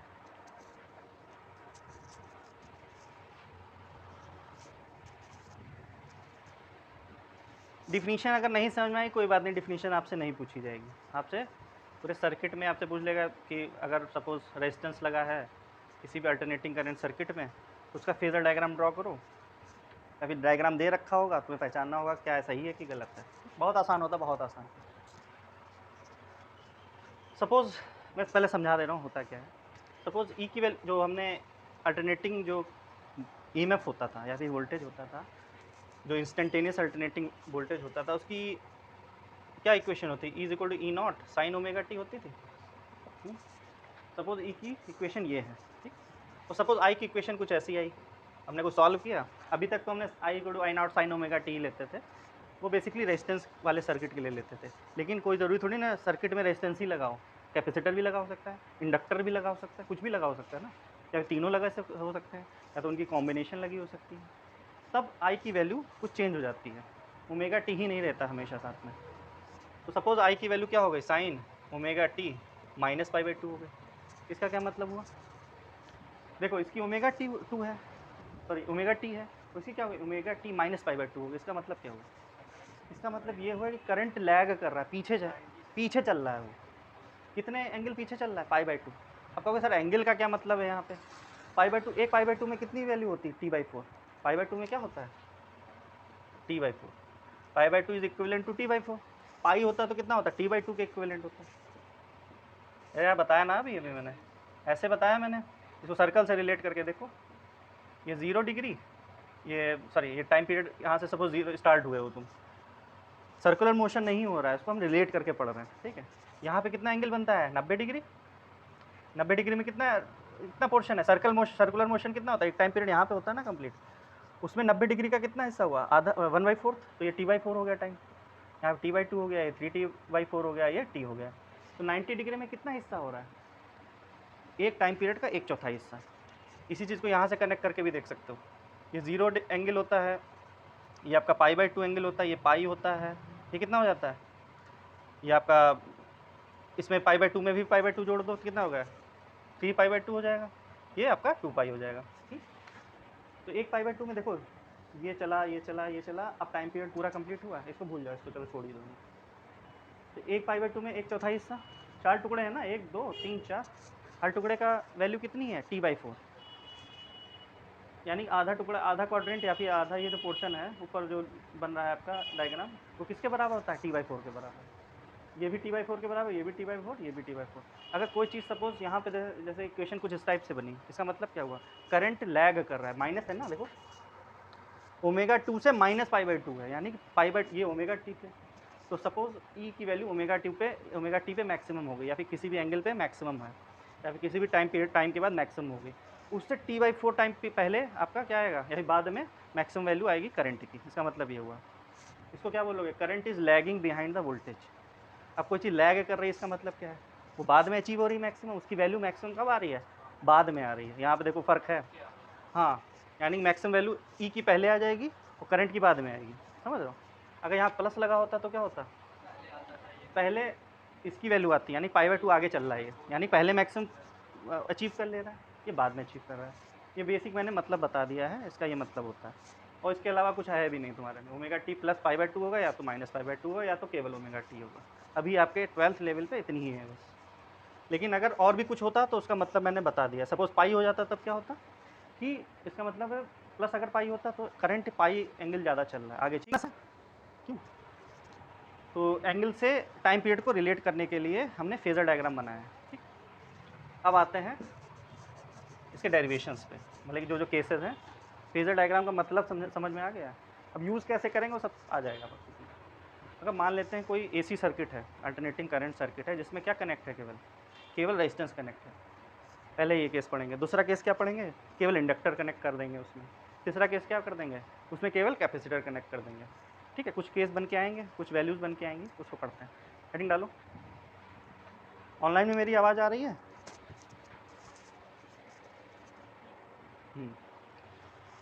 अभी भी कुछ नहीं समझ में आया तो कोई बात नहीं, अभी भी कुछ नहीं समझ में आया कोई बात नहीं, आप समझ जाओगे। वैसे आ गया होगा समझ में, ऐसा तो नहीं आया होगा, ठीक है। तो अब हम हेडिंग डालिए, alternating circuit, alternating current circuit, alternating current circuit containing only a resistor, containing only a resistor।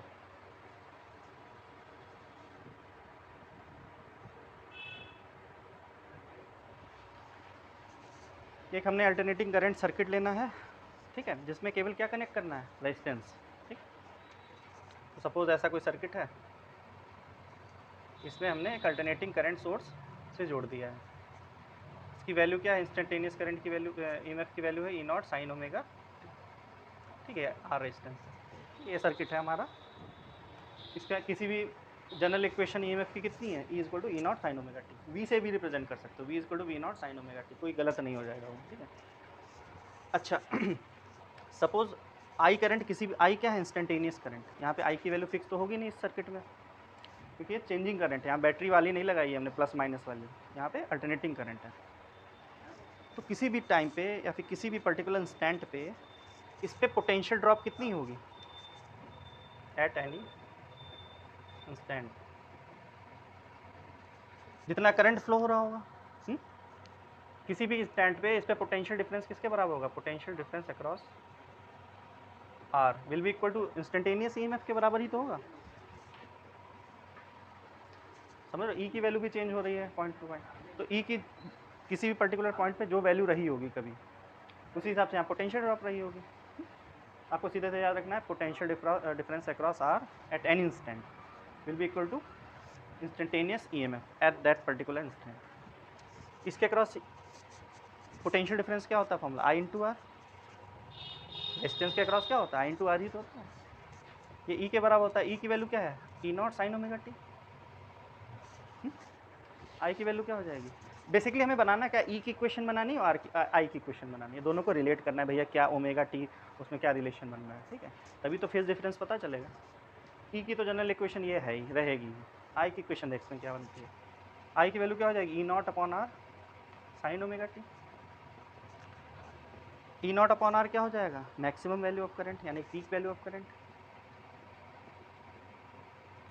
तो जनरल इक्वेशन इंस्टेंटेनियस करंट की क्या हो गई, I is to I not sine omega T.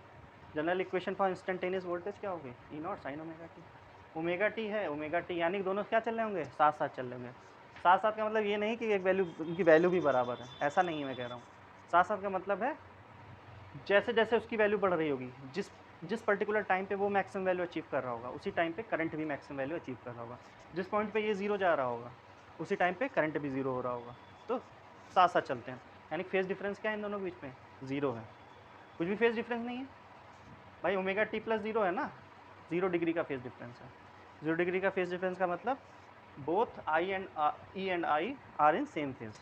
ये भी पढ़ चुके हो, ये SHM में ये बातें सब बता चुका हूँ पहले भी। तो इसका ग्राफ बनेगा, फेजर डायग्राम कैसे बनेगा, पहले तो इसका ग्राफ बना के देखते हैं। मान लेते हैं इस एक्सिस पे क्या है, ई और आई मैं रिप्रेजेंट करूँगा। ई और आई का मतलब चेंज वाला इंस्टेंटेनियस वोल्टेज और इंस्टेंटेनियस अल्टरनेटिंग करंट, और इस पॉइंट पे मैं क्या रिप्रेजेंट करूँगा, ओमेगा टी। ओमेगा टी का मतलब थीटा, ठीक है। तो ई की वैल्यू हमेशा आई से, अगर वैल्यू की बात करूँ, ई की वैल्यू हमेशा ज़्यादा ही होती है, क्यों, आई इंटू आर होता है ना, ज़्यादा वैल्यू बड़ी आएगी। तो ऊपर ग्राफ किसका रहेगा, ई का रहेगा, और आई का छोटा ग्राफ बनता है, देखो ई का कुछ ऐसे ग्राफ बनेगा, ठीक।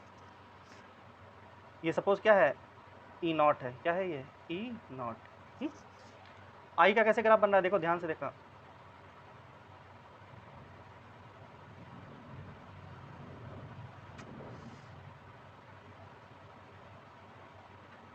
ये छोटा सा डॉटेड डॉटेड जो ग्राफ है वो किसका है, आई का है। इसकी मैक्सिमम वैल्यू क्या है, आई नॉट है, peak value of current, alternating current. यहाँ पे देखो जीरो भी साथ साथ हो गए, देखो मैक्सिमम वैल्यू भी देखो सेम पर्टिकुलर एंगल पे हो रही है, जीरो भी वैल्यू सेम एंगल पे हो रही है, साथ साथ मतलब चल रहे हैं। वैल्यू से मतलब नहीं है, मैं मैक्सिमम मिनिमम की बात कर रहा हूँ। वैल्यू क्या होगा सर, ये तो छोटा ग्राफ बनाया, कैसे साथ साथ चल रहे हैं। वैल्यू देखो ना, मैक्सिमम वैल्यू इसकी जो भी है भाई, आई नॉट ई नॉट के बराबर थोड़ी ना हो सकता कभी, देखो सेम थोड़ी ना हो सकता है, लेकिन हाँ मैक्सिमम वैल्यू दोनों की साथ साथ अचीव हो रही है यहाँ पे, और मिनिमम वैल्यू भी देखो साथ साथ ही अचीव हो रही है, इसीलिए दोनों के बीच में फेज डिफरेंस कितना है, जीरो है। या भी बोलोगे सेम फेज में। अगर इसमें एंगल की बात करूँ तो एंगल कितना हो जाएगा, पाई/2। ये एंगल कितना हो जाएगा, पाई। ये एंगल कितना हो जाएगा, 3π/2। और ये क्या हो जाएगा, 2π। क्लियर है ना। तो ये बन गया आपका ग्राफ। अभी फेजर डायग्राम नहीं बना, फेजर लेकिन अगर एग्जाम में आएगा आपको ये भी बनाना होगा, तो साथ में जो है वो भी बनाना होगा। अगर मैं इसको लाइन ग्राफ की फॉर्म में शो करूँ, या फेजर डायग्राम कैसे बनेगा इसका, दोनों सेम फेज पे हैं, तो मान लेते हैं कोई बेस लाइन है, ये कोई बेस लाइन जिसके अबाउट मैं बताना चाहता हूँ कितना फेज डिफरेंस है। तो एक लाइन बना दो सिंपल सी, ये ई नॉट की वैल्यू हो गई, आई नॉट की वैल्यू हो गई, सेम लाइन पे चल रहे हैं। देखो अब सेम लाइन का मतलब ये नहीं है, सेम लाइन यहाँ पे क्या बता रहा है कि साथ साथ चलना है, ठीक। और बेस से एंगल कितना है दोनों का, ओमेगा टी, यानी ओमेगा टी एंगल पे दोनों साथ साथ चलना है। ये ई को रिप्रेजेंट कर रहा है, ये किसको रिप्रेजेंट कर रहा है, आई को रिप्रेजेंट कर रहा है, ठीक, किसी पर्टिकुलर इंस्टेंट पे। ये फेजर डायग्राम हो गया इसका, ये ग्राफ हो गया ई और ओमेगा टी के बीच में। समझ में आ गई बात कि नहीं। कुछ भी डाउट हो तो पूछो, ऑनलाइन में कुछ डाउट है तो पूछिए, नहीं तो बना लो, ऐसे कर लेना।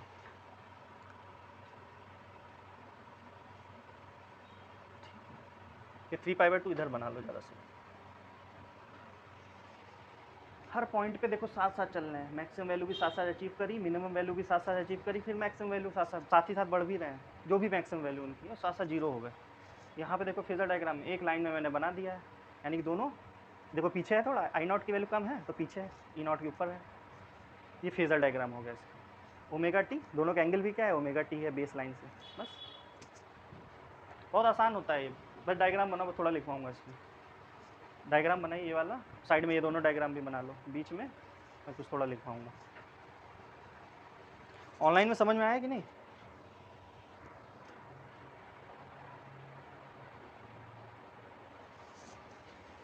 कुछ डाउट हो तो पूछो भाई, ये सबसे स्कोरिंग टॉपिक है ये, बस यही सब में करना है।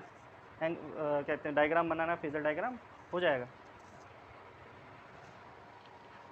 स्कोरिंग टॉपिक है ये।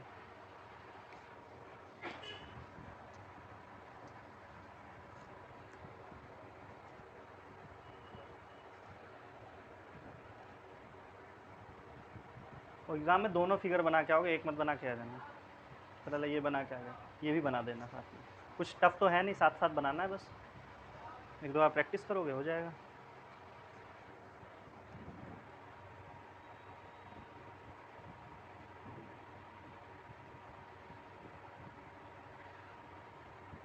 डॉट ये भी दिखा, ये ई को रिप्रेजेंट कर रहा है, और ये किसको रिप्रेजेंट कर रहा है, आई को। ऐसे बना लो, बना लो।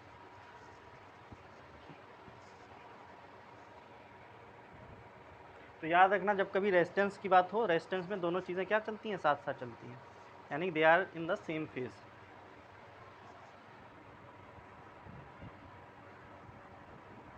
और ये प्योरली रेजिस्टिव सर्किट है, कौन सा है, प्योरली रेजिस्टिव सर्किट, बिकॉज केवल हम रेजिस्टेंस को ही कंसीडर कर रहे हैं, बाकी कोई प्रॉपर्टी को नहीं कंसीडर कर रहे हैं, ना कैपेसिटेंस को ना इंडक्टेंस को, केवल किसको कंसीडर किया जा रहा है, रेजिस्टेंस को।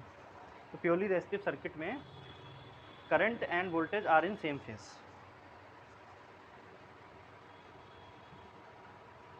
अगर हल्का फुल्का भी डाउट हो तो पूछ लेना, क्योंकि आगे फिर समझ नहीं आएगा, पहले बता दे रहा हूँ, ठीक है, पूछ लेना।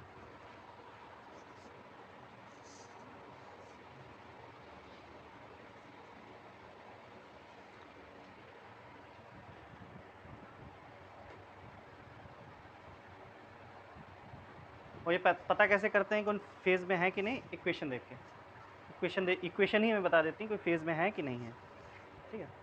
इसमें लिखिए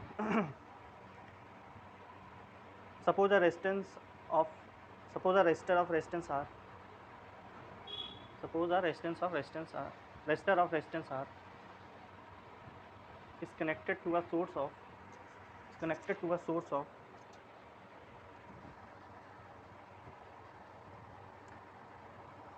alternating EMF source of क्या लिखा है, source of alternating EMF E is given by ये लिखना E is equal to E naught sin omega t, E is equal to E naught sin omega t.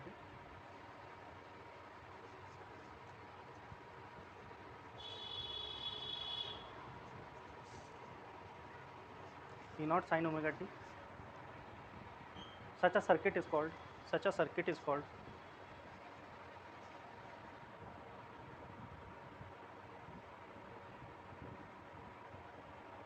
purely resistive circuit.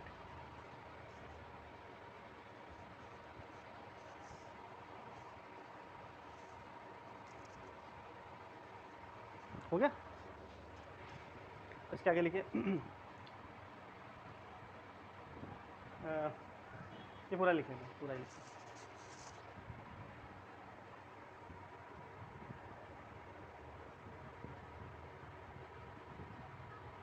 Diagram तो बन ही चुका है, पूरा ही लिखें।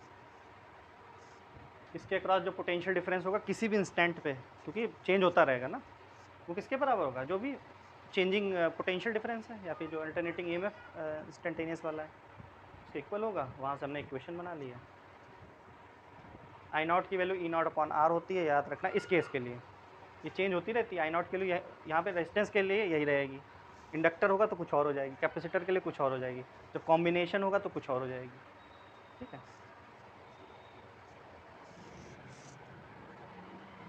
I नॉट का formula change होता रहता है।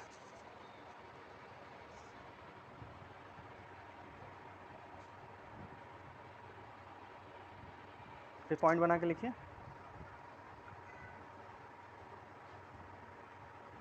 hence the EMF E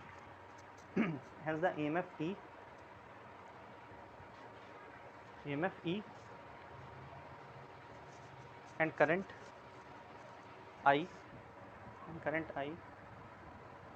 are in same phase, same phase को अंडरलाइन कर लेना, are in same phase in a purely resistive circuit। Same phase का मतलब क्या होता है, फिर पूछ रहा हूँ मैं, बार बार इसलिए पूछ रहा हूँ, सेम फेज का मतलब क्या होता है, एक ही टाइम पे मैक्सिमम वैल्यू अटेन कर रहे हैं और एक ही साथ में क्या हो रहा है, मिनिमम वैल्यू भी अटेन कर रहे हैं, ठीक है। कोई भी फेज का डिफरेंस नहीं है, कोई भी टाइम पीरियड का डिफरेंस नहीं है, कोई भी टाइम लैगिंग नहीं है, ठीक है, कोई भी लैगिंग नहीं है, ठीक है। अब हेडिंग डालो, alternating circuit containing only an inductor।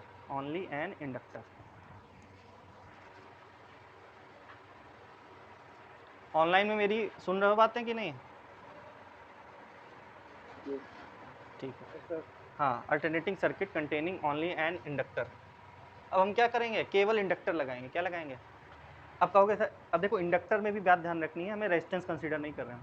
Inductor क्या होती है, कॉइल ही तो होती है, कॉइल का रेजिस्टेंस भी होगा कुछ ना कुछ, लेकिन हम उसकी रेजिस्टेंस की वैल्यू नहीं कंसीडर कर रहे हैं, यानी कि मान के चला जा रहा है कि प्योर इंडक्टर है। क्या है, प्योर इंडक्टर, कोई भी रेजिस्टेंस नहीं है उसका, ठीक।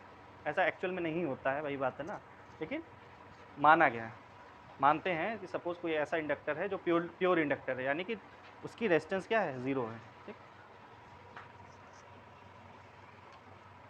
प्योर इंडक्टर यहाँ पे ऐसे कॉइल लगा दी गई, कॉइल को ऐसे रिप्रेजेंट करते हैं। अब एल को कंसीडर करना है, ठीक।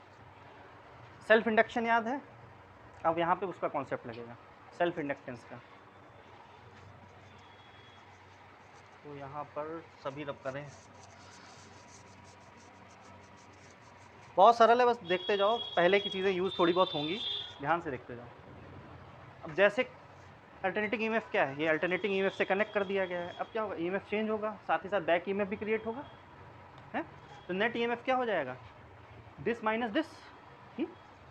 अरे ये जो भी इसकी डायरेक्शन होगी, इसकी जस्ट अपोजिट इसकी यहाँ पे जो बैक EMF डेवलप होगा इंडक्टेंस की वजह से, दोनों की डायरेक्शन क्या होगी, अपोजिट होगी कि नहीं होगी। तो नेट ईएमएफ कितना हो जाएगा, ई माइनस सेल्फ इंडक्टेंस का क्या फॉर्मूला होता है, साइन नहीं लेना है, साइन नहीं ले रहे हैं, माइनस क्या रिप्रेजेंट करता है, अपोजिट डायरेक्शन। फॉर्मूला क्या होता है सेल्फ इंडक्टेंस, जो सेल्फ बैक ईएमएफ का फॉर्मूला क्या होता है,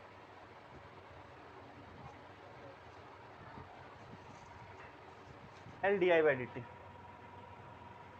अरे ये तो याद होगा, भूल जाया करो तो ऐसे याद रखा करो ना, E M F equal to D phi by D T होता है, माइनस साइन नहीं लगा रहा हूँ मैं, याद रखना। मैं इसका तो फाई की वैल्यू क्या होती है, एल आई होती है, ये तो याद रहेगा, फाई इज प्रोपोर्शनल टू आई, वहाँ पे फाई एम आई हो जाता है वहाँ पे, ठीक है। एल आई एल बाहर आ जाएगा, D I by D T हो जाएगा, ठीक। रिवीजन करते रहो, आ जाएगा, ठीक है। रिवीजन की कमी है बस, उस वजह से हो रहा है, देखते रहा करो चीज़ें। तो E minus L D I by D T, ये आपका नेट ई एम एफ हो गया, क्या हो गया, नेट ई एम एफ। ये किसके बराबर होना चाहिए, हमारा रेजिस्टेंस नहीं लगा हुआ है, इसका रेजिस्टेंस मैंने कंसीडर नहीं किया है, अभी ये प्योर इंडक्टर है, रेजिस्टेंस की वैल्यू क्या है, जीरो है, तो ये जीरो के बराबर होगा कि नहीं होगा। भाई रेजिस्टेंस नहीं होगा तो वोल्टेज ड्रॉप होगी कहीं, पोटेंशियल डिफरेंस आएगा, नहीं आएगा, बिकॉज ई की वैल्यू, पोटेंशियल डिफरेंस की वैल्यू क्या थी, आई इंटू आर, आर की वैल्यू जीरो, तो वो जीरो ही तो होगा। पोटेंशियल डिफरेंस कब होता है, जब कोई रेजिस्टेंस होता है, तो रेजिस्टेंस ही नहीं होगा तो क्या होगा, पोटेंशियल डिफरेंस जीरो होना चाहिए, यानी net E M F must be equal to zero. Clear है ना बात ये। सही है, मैंने E minus L D I by D T क्यों किया, बिकॉज ई की डायरेक्शन जो भी होगी, बैक ई एम एफ की डायरेक्शन ठीक अपोजिट होगी, तो नेट कितना हो जाएगा, ई माइनस ई तो होगा, एक इधर जा रहा है एक इधर जा रहा है, तो अपोजिट में क्या होता है, माइनस हो जाता है कि नहीं। वो वैल्यू जीरो क्यों होगी, प्योर इंडक्टर है, यानी कि रेजिस्टेंस की वैल्यू क्या है, जीरो। रेजिस्टेंस की वैल्यू जीरो होगी तो पोटेंशियल ड्रॉप भी क्या होना चाहिए, पोटेंशियल डिफरेंस भी जीरो ही होना चाहिए, तो जीरो के बराबर होगा। इसको ऐसे लिख सकते क्या, यहाँ माइनस क्या बताता है, वहाँ पे माइनस ये बताता है कि डायरेक्शन उसकी अपोजिट है। मैं लेकिन इसको पहले, हाँ हाँ हाँ बिल्कुल, इसको लिख लो, तो ये जाके यही तो वैल्यू आएगी। अगर मैं L D I by D T minus C is equal to zero लिखता तब भी तो यही आता, वो जीरो होगा, जो भी नेट होगा वो जीरो होगा, ठीक है। ये समझ में आया। ई की वैल्यू क्या होती है, E not sine omega T, L D I by D T. हमें ई की वैल्यू तो पता है, ई की जनरल इक्वेशन भी पता है, हमें आई की जनरल इक्वेशन निकालनी है, जिससे कि हम फेज डिफरेंस पता कर सकें। पिछली बार भी तो आई की निकाली थी, यहाँ पे भी आई की निकाल लें, तो यहाँ पे आई डी आई पे थोड़ा ध्यान रखना, बाकी चीज़ें क्या हो जाएंगी। डी आई की मैं क्या लिख सकता हूँ, E not sine omega T upon L, ऐसे लिख सकते हैं। अरे इसको ऐसे लिखा जाए, डॉट डी टी भी कर दो, E not sine omega T dot D T upon L, D I को लिख दिया। ये तो छोटी सी करंट की वैल्यू है, फिर छोटा सा चेंज इन करंट है, मैं पूरा निकालूंगा तो इंटीग्रेशन करना पड़ेगा, लेकिन लिमिट हमें नहीं पता है। लिमिट या फिर इंडेफिनिट इंटीग्रल बोलते हैं इसको, पढ़ रहे होगा शायद मैथ्स में, नहीं पढ़ रहा तो नॉर्मल ही होता है, ऐसा कुछ नहीं, अलग टाइप का इंटीग्रल नहीं होता है। तो इसका हमने इंटीग्रेशन करना पड़ेगा, तो आई की वैल्यू क्या हो जाएगी, इंटीग्रेशन ऑफ डी आई, यानी कि integration of E naught by L sine omega T dot D T, ऐसे लिख सकते हैं। कांस्टेंट क्वांटिटी क्या है, ई नॉट और एल बाहर ले लें, साइन ओमेगा टी का इंटीग्रेशन करना पड़ेगा, क्या होगा बताओ, ये मैं करवा चुका हूँ, मैं डायरेक्ट कर रहा हूँ, ओमेगा नीचे आ जाएगा, माइनस आ जाएगा, समझ गए ना। साइन ओमेगा क्या, ओमेगा को एक्स माना होगा, उसको अपॉन ओमेगा आया होगा, वो सब मैं बता चुका हूँ। साइन का क्या होता है, माइनस कॉज होता है ना, प्लस एक कांस्टेंट होगा, क्योंकि ये इंडेफिनिट इंटीग्रल है, कोई डेफिनिट नहीं है, मैंने लिमिट नहीं लगाई यहाँ पे, इसलिए क्या होता है जब कभी इंडेफिनिट इंटीग्रल होता है तो एक कांस्टेंट आता है। न्यूटन्स लॉ ऑफ कूलिंग याद है, वहाँ पे मैंने बताई थी बात, जब इंडेफिनिट इंटीग्रल होता है कांस्टेंट भी साथ में आता है। इस कांस्टेंट की वैल्यू क्या होगी, जीरो होगी यहाँ पे, क्यों होगी, because average value of cos omega T क्या होती है, जीरो होती है। भाई फुल साइकिल में क्या होती है, कॉज की हो या साइन की हो, वैल्यू क्या आती है, जीरो ही तो आती है, बता चुका हूँ मैं बात ये। तो फुल साइकिल होगी, एवरेज वैल्यू क्या लोगे, जीरो लोगे, मैथ्स का टर्म है।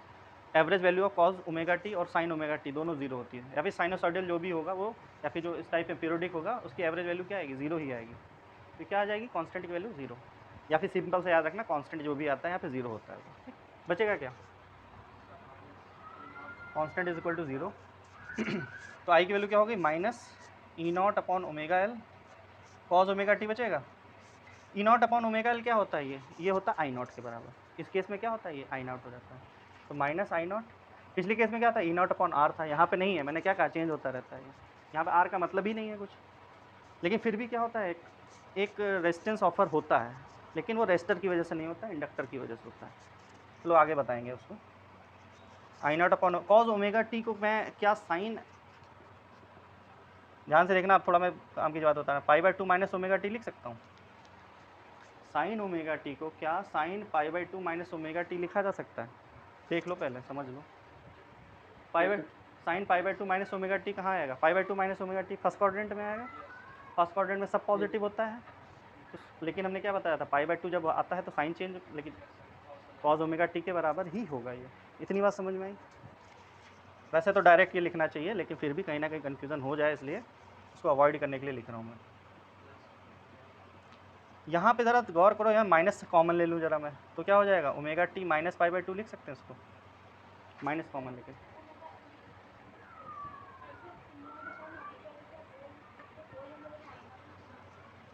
ठीक है, यहाँ पे मैं कॉज ओमेगा टी को ऐसे लिख सकता हूँ, माइनस कॉमन ले लिया मैंने, ठीक, ऐसे लिख सकते हैं ना। ये माइनस बाहर आ जाएगा कि नहीं, क्योंकि हमें पढ़ चुके हैं साइन माइनस थीटा जो होता है वो किसके बराबर होता है? माइनस साइन थीटा के बराबर होता है। कॉज माइनस थीटा क्या होता है? कॉस थीटा के बराबर होता है। केवल कॉज ही ऐसा है जिसके आगे माइनस लगा हो तो वो प्लस कर देता है उसको, ठीक है। ये बेसिक प्रॉपर्टी ट्रिग्नोमेट्री पता नहीं पढ़ी है कि नहीं तुम लोगों ने, होती हैं ये सब चीज़ें हैं, छोटी छोटी चीज़ें याद रखना। तो ये माइनस, ये जो माइनस साइन है बाहर आ जाएगा कि नहीं आ जाएगा? तो क्या हो जाएगा? पॉजिटिव हो जाएगा। तो इक्वेशन क्या बन के आ गई? I not sine omega T minus pi by two, ये बन के आ गई हमारी इक्वेशन।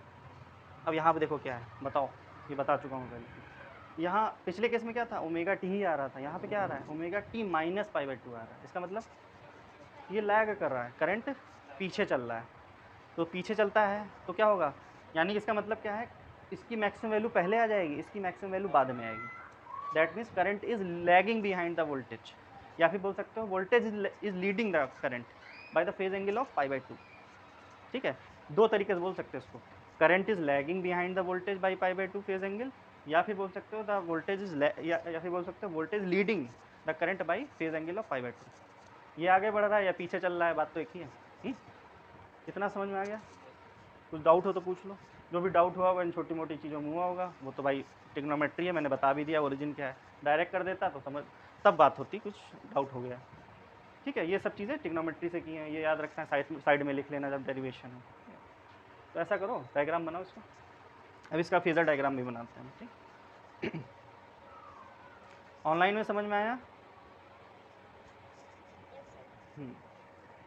थोड़ी बहुत मैथ्स लगी है बस, और कुछ नहीं।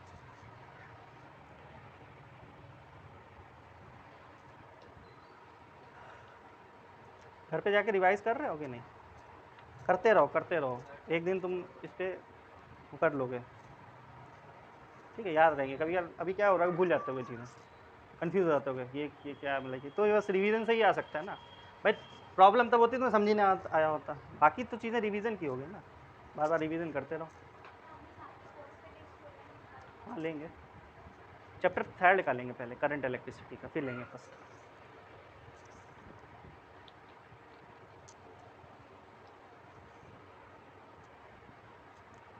इसमें लिखिए,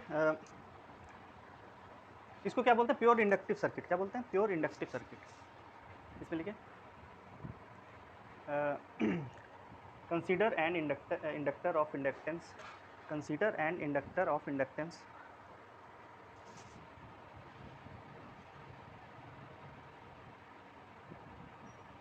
capital L connected to a source, connected to a source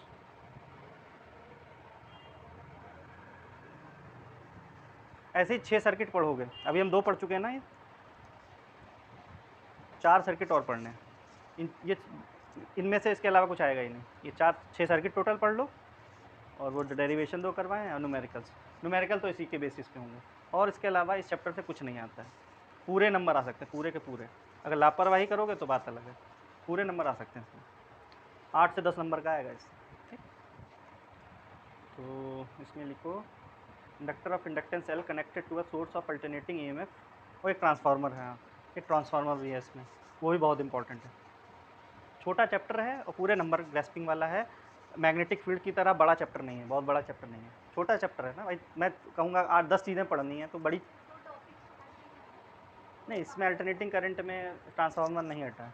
हाँ, पावर वॉटलेस करंट हटा है, पावर फैक्टर हटा है, उनको हटा के और तुम्हारा रेजोनेंस वगैरह हटा है, ठीक है। मान लीजिए रेजोनेंस का बेसिक जो है पावर फैक्टर से भी रिलेशन होता है वो हट चुका है, क्यू फैक्टर जो हटा है, क्यू फैक्टर भी हट चुका है आपका। तो कुछ चीज़ें जो हटी हैं उसको छोड़ के बता रहा हूँ मैं, वैसे तो बड़ा चैप्टर है ये भी।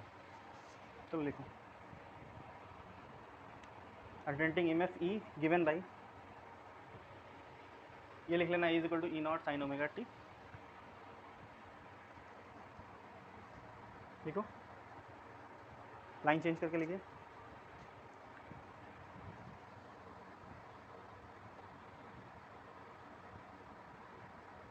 This circuit is called purely, this circuit is called purely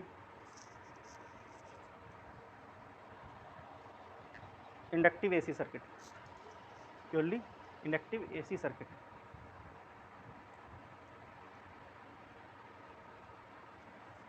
वो क्या था, प्योरली रेसिस्टिव था, ये प्योरली इंडक्टिव है, बिकॉज हमने माना ऐसा क्या है, नेग्लिजिबल रेजिस्टेंस है। आगे लिखो लाइन चेंज करके, as the alternating current flows through, as the alternating current flows through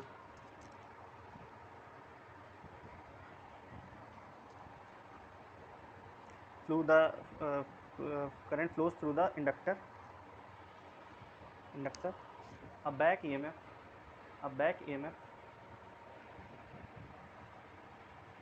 क्या है back EMF, L di by dt, minus sign नहीं ले रहा हूँ, ठीक है, माइनस साइन बस डायरेक्शन का बताता हूँ।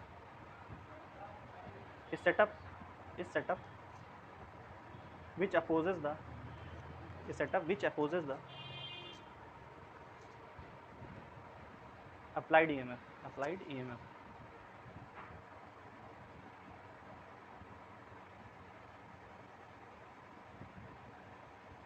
लिखो, लेकिन नेट इंस्टेंटेनियस EMF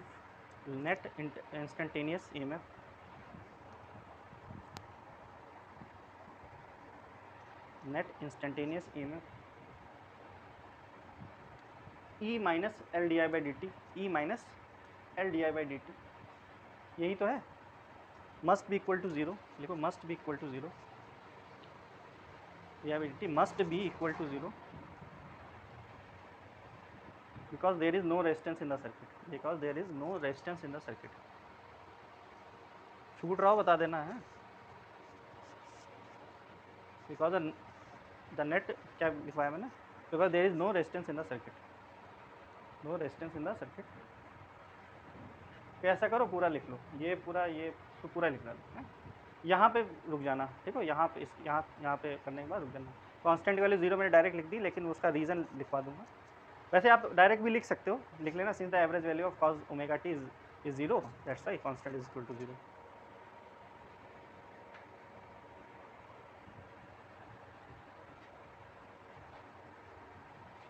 ये तुम लोग चीज़ पढ़ोगे, सुनो, ये डेफिनेट इंटीग्रल वाले इनडेफिनेट इंटीग्रल पढ़ोगे तुम लोग 12th में, मैथ्स में है, उसमें ऐसे कांस्टेंट आता है, फिर एंड कंडीशन लगा के कांस्टेंट की वैल्यू पता करते हैं, 12th के सिलेबस में है, इसकी बहुत यूज़ है।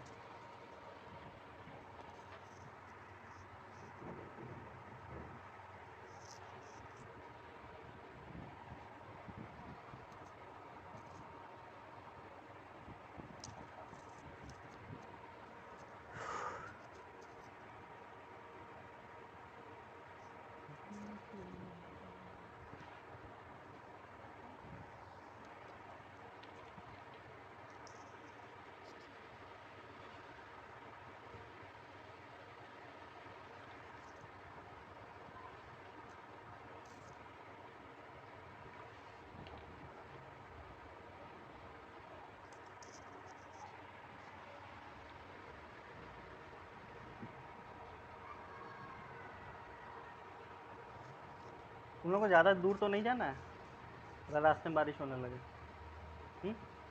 तुम्हारा कहाँ है क्या, तुम्हारा चलो लेने आएंगे कोई ना कोई, ज़्यादा दूर तो नहीं जाना है, बारिश चलो यार रुकी रहे बस।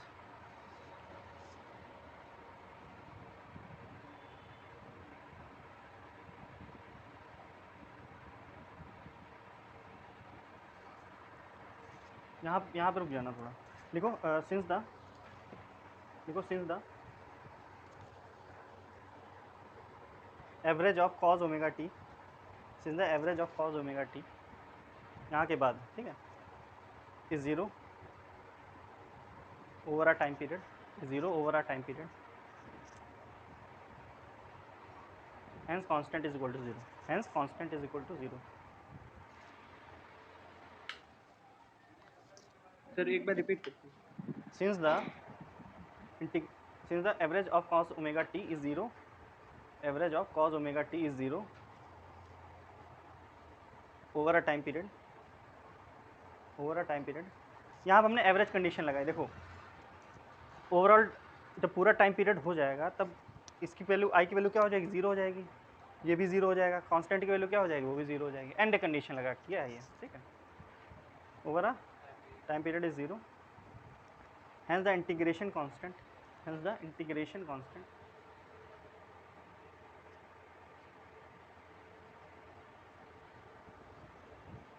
must be 0, must be 0.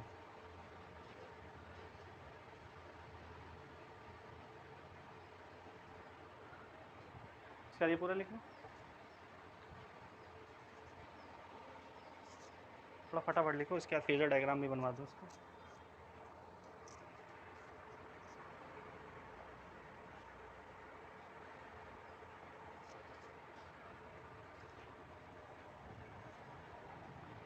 इसमें और भी चीज़ें हैं, इसमें इसको क्या बोलते हैं ये सब चीज़ें कल बताऊंगा, आज फेजर डायग्राम तक बनवा देता हूँ।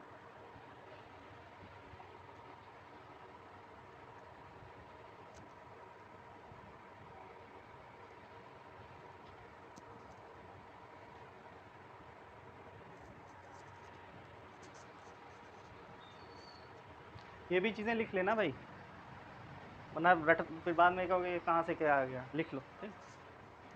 अब सुनो इसमें लिखिए हैंस, पॉइंट बना के लिखो hence in an, hence in N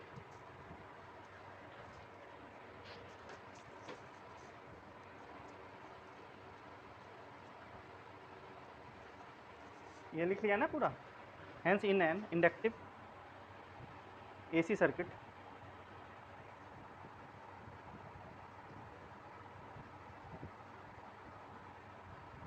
the voltage is ahead, the voltage is ahead leading, कुछ भी बोल दो, ठीक है। अब पता लग ऐसे लिख के आ गया, उसका सेंस देखो क्या बोलना चाहता है वो, अहेड बोला हो, लीडिंग बोला हो, बात एक ही होगी। या फिर करंट इज लैगिंग, आपको हमने तो लीडिंग वाला पढ़ा है, लेकिन चीज़ें बदल जाती हैं, बात वही चीज़ को उल्टी करके भी बोली जा सकती है, ठीक है।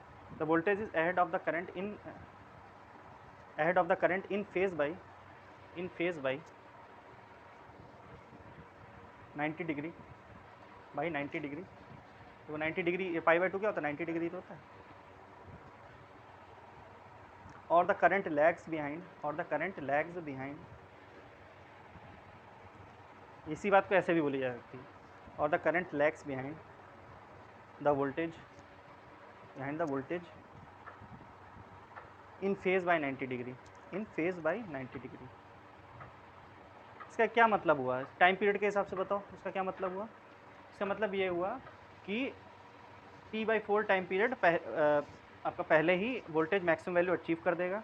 सपोज T टाइम पीरियड क्या है, अल्टरनेटिंग पूरी करंट का है टाइम पीरियड, T/4 टाइम पहले ही आपका क्या कर देगा, E की वैल्यू मैक्सिमम हो चुकी होगी, और T/4 टाइम बाद क्या होगी, उसके T/4 टाइम बाद क्या होगी, मैक्सिमम वैल्यू किसकी अचीव होगी, करंट की।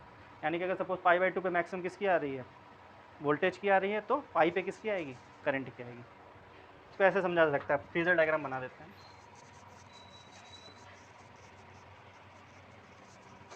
देखो फेजर डायग्राम, सपोज ये वोल्टेज है हमारा, करंट यहाँ से शुरू करवाएंगे हम। देखो ध्यान से देखना, ये मैक्सिमम वैल्यू E0 है, मैक्सिमम वैल्यू E0 है। इस पॉइंट पे क्या होगा, करंट की मिनिमम वैल्यू होगी, कुछ ऐसे, यानी करंट कुछ ऐसे शुरू हो रहा होगा।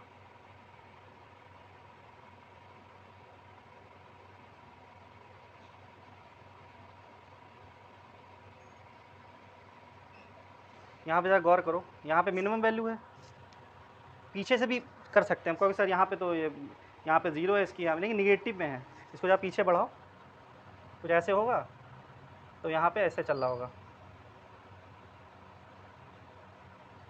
यहाँ पे देखो ज़रा, जब इसकी मैक्सिमम है निगेटिव में तब इसकी 0 हो गई है, पीछे से आ रहा होगा ना।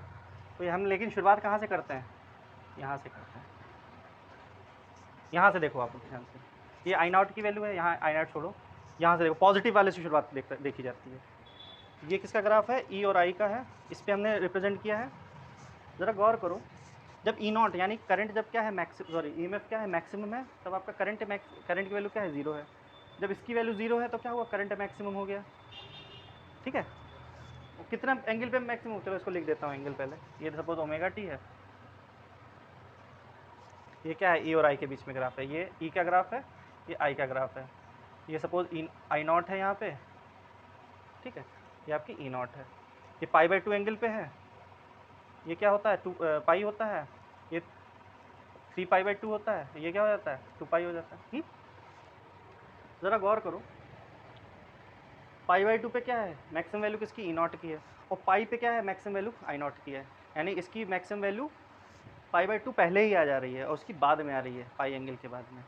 और ये लैग कर रहा है कि नहीं करंट, देखो करंट पाई पे आ रहा है मैक्सिमम पे, और वोल्टेज क्या आ रहा है पाई/2 पे ही मैक्सिमम आ जा रहा है। इसलिए क्या होता है, voltage is leading the current by phase angle of pi. या फिर बोल सकते हैं एक क्वाड्रेंट की वैल्यू क्या होती है T/4 है, यानी T/4 पहले ही मैक्सिमम वैल्यू अचीव हो जाएगी वोल्टेज की, और T/4 टाइम बाद क्या होगी उसकी, कहते हैं T/2 पे किसकी मैक्सिमम वैल्यू अचीव होगी, आई नॉट की, मतलब करंट की। समझ में आ गई कि नहीं बात, तो बना लो ग्राफ, वाला ग्राफ बना लो, यहीं तक बनाना, पूरा मत बनाओ, इतना ही बनाओ। यहाँ पे देखिए निगेटिव में ई नॉट मैक्सिमम हो गया तो ये 0 हो गया, जहाँ भी उसकी मैक्सिमम होगी यहाँ मिनिमम होगी, डायरेक्शन ऊपर नीचे हो सकती है। ठीक है, थोड़ा साफ बनाना, यहाँ पे थोड़ा अजीब टाइप का बन गया है, थोड़ा साफ बना लेना।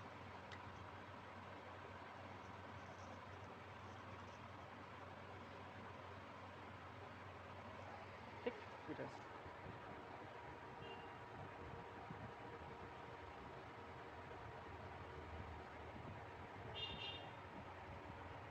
तो ओरिजिन ले लेना, याद रखना लीडिंग लैगिंग वाले को कहाँ शुरू करता है, याद रखने के लिए वैसे कॉन्सेप्ट तो मैंने बता दिया, पीछे से ऐसे आ रहा होगा, ठीक है, लेकिन याद रखने के लिए लीडिंग वाला जो होगा या फिर लैगिंग वाला कहाँ शुरू करोगे, नीचे से शुरू करोगे। एक्चुअल में ऐसे बनना होगा अगर आप इसका ऐसे, समझ रहे हो, लेकिन हम शुरुआत कहाँ से करेंगे, अब पता लगा पीछे से बनाए पड़े हो, नहीं, यहाँ से शुरुआत करो पॉजिटिव वाली साइकिल से, और मैक्सिमम वाली पॉजिटिव वाली दिखाओ पहले। पॉजिटिव वाली मैक्सिमम देखो ई नॉट की पहले आ रही है और आई नॉट की क्या आ रही बाद में आ रही है, पॉजिटिव से दिखाया जाता है। ठीक, एक्चुअल में तो पूरी साइकिल बन रही होगी, पूरी एक रोटेशनल वेक्टर बन रहे होंगे, अभी कह सकते हैं वेव बन रही होगी। यानी शुरुआत यहाँ से करेंगे, लीडिंग वाले को यहाँ से, सॉरी लैगिंग वाले करंट अगर लैग कर रहा है तो नीचे शुरुआत कर देना, थोड़ा ऐसे कर्व टाइप का बना के, और जब करंट लीड करेगा कैपेसिटर में तो ऊपर से शुरुआत बनाएंगे हम। ठीक, बस ये बात छोटी मोटी याद रखना, ये बात प्रैक्टिस से आएगी, थोड़ा सही नहीं बना है, थोड़ा सही बनाओ फिगर भाई, ऐसे बनाओ ना, देखो ये आपका वो हो गया, और नीचे से देखो थोड़ा ऐसे करके बनाया करो, समझ रहे हो, मतलब ऐसा थोड़ा कर्व टाइप का, सीधी लाइन मत बना देना, हल्की सी कर्व है ये ऐसे, मान लो इसका पूरा आधा टुकड़ा, इसका आधा टुकड़ा उधर साइड में होगा, उधर ऐसे होगा। ठीक, तुम्हें ये वाला टुकड़ा बनाना है, कहीं से शुरुआत करके दिखाओगे ही, पूरा बनाते रह जाओगे, कहीं इसका छोर ही नहीं मिलेगा, फिर आपको यहाँ से शुरुआत करनी है नीचे से, और जब ये लीड कर रहा होगा इन केस तो ऊपर से शुरुआत करेंगे ऐसे, प्रैक्टिस से आएगा, प्रैक्टिस करना बन जाएगा। अच्छा एक फेज, ये तो वेव डायग्राम हो गया, ठीक है, वेव की फॉर्म में ग्राफ हो गया एक तरीके से। अगर मैं फेजर डायग्राम बनाऊँ तो क्या होगा, ये सपोज ई की वैल्यू है, ई नॉट की वैल्यू, अब एक लाइन पे नहीं आएगा, अब क्या होगा नीचे जाएगा, ऐसे कुछ जा रहा होगा, ये आई नॉट की वैल्यू है। ठीक, और ये सपोज ओमेगा टी है, और ये एंगल क्या हो जाएगा 90 डिग्री पाई/2, ये पूरा कितना हो जाएगा पाई/2। कहने का ये मतलब है ई नॉट क्या चल रहा होगा, सुनो इसको बात भी समझ लो, इसका मतलब क्या है, E naught omega T phase angle पे सपोज है, तो ये कितना, ये पीछे कितना है पाई/2 एंगल पीछे है, इससे इस वाली लाइन से कितना पीछे है, ये पाई/2 पीछे है। अगर ये एंगल निकालना चाहो कितना हो जाएगा, omega pi minus omega T minus pi, यानी पीछे चल रहा है ये। अब सिंपल से याद रखना, पीछे वाले को नीचे की तरफ बनाते हैं, अगर यही चीज़ लीड कर रही होती तो ऊपर बनाते π/2, ठीक। ई नॉट ये किसके बता रहा है, फेजर डायग्राम ऑफ ई का फेजर दिखा रहा है, और ये क्या बता रहा है, उसका आई का। और π/2 एंगल पीछे चल रहा है कि नहीं, ओमेगा टी एंगल इसका है, इससे π/2 पीछे चल रहा है। बस ये एंगल का कोई मतलब नहीं है, आप बस ये दिखा रहे हैं कि इन दोनों के बीच में कितना फेज डिफरेंस है, π/2 पीछे की तरफ है। ये एक्स एक्सिस है, सपोज ये वाई एक्सिस है, ये आपकी लाइन क्या रिप्रेजेंट कर रही है, ई, ये लाइन क्या रिप्रेजेंट कर रही है, आई, ठीक। ये फेजर डायग्राम हो गया, ये आपका वेव डायग्राम हो गया, दोनों बना के आने हैं। कुछ डाउट हो इस डायग्राम से तो पूछ लो। चलो आज के लिए इतने ही रखेंगे हम, इसमें और भी चीज़ें बतानी है मुझे, ये भी कंप्लीट नहीं हुआ है, फेजर डायग्राम तक ही हुआ है। इसमें एक और चीज़ है कि ओमेगा एल जो आया था वो क्या है, वो बताऊंगा कल। इसको बना लो, इसको थोड़ा ऐसे बना लेना। चलो ठीक है, ऐसे ऐसे सर्किल टाइप का ऐसे। और एक और चीज़ याद रखना, ये आई नॉट जो है छोटा रखना, किससे, ई नॉट से, बड़ा मत कर देना। पहले आई नॉट इतना बड़ा बना दिया है, आई नॉट की वैल्यू ई नॉट से छोटी ही रहेगी। ये ओरिजिन बना दो,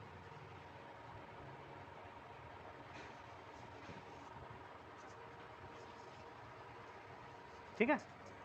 कल हम पढ़ाएंगे कैपेसिटर वाला, केवल कैपेसिटर लगाया जाए और कॉम्बिनेशन ऑफ द सर्किट्स। इसमें थोड़ी एक दो चीज़ें और बतानी है, वो बता के फिनिश करते हैं। ऑनलाइन में समझ में आया ना सब कुछ डाउट हो तो पूछ लो। ये लाइन रिप्रेजेंट कर रही है ई को, याली लाइन कर रही है आई को, दोनों बीच में एंगल कितना है, π/2। और ई वाला जो लाइन है वो कितने एंगल पे है, ओमेगा टी ओरिजिन से, जो भी हमने बेस लिया है,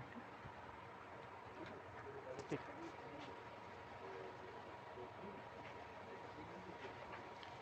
नमस्ते।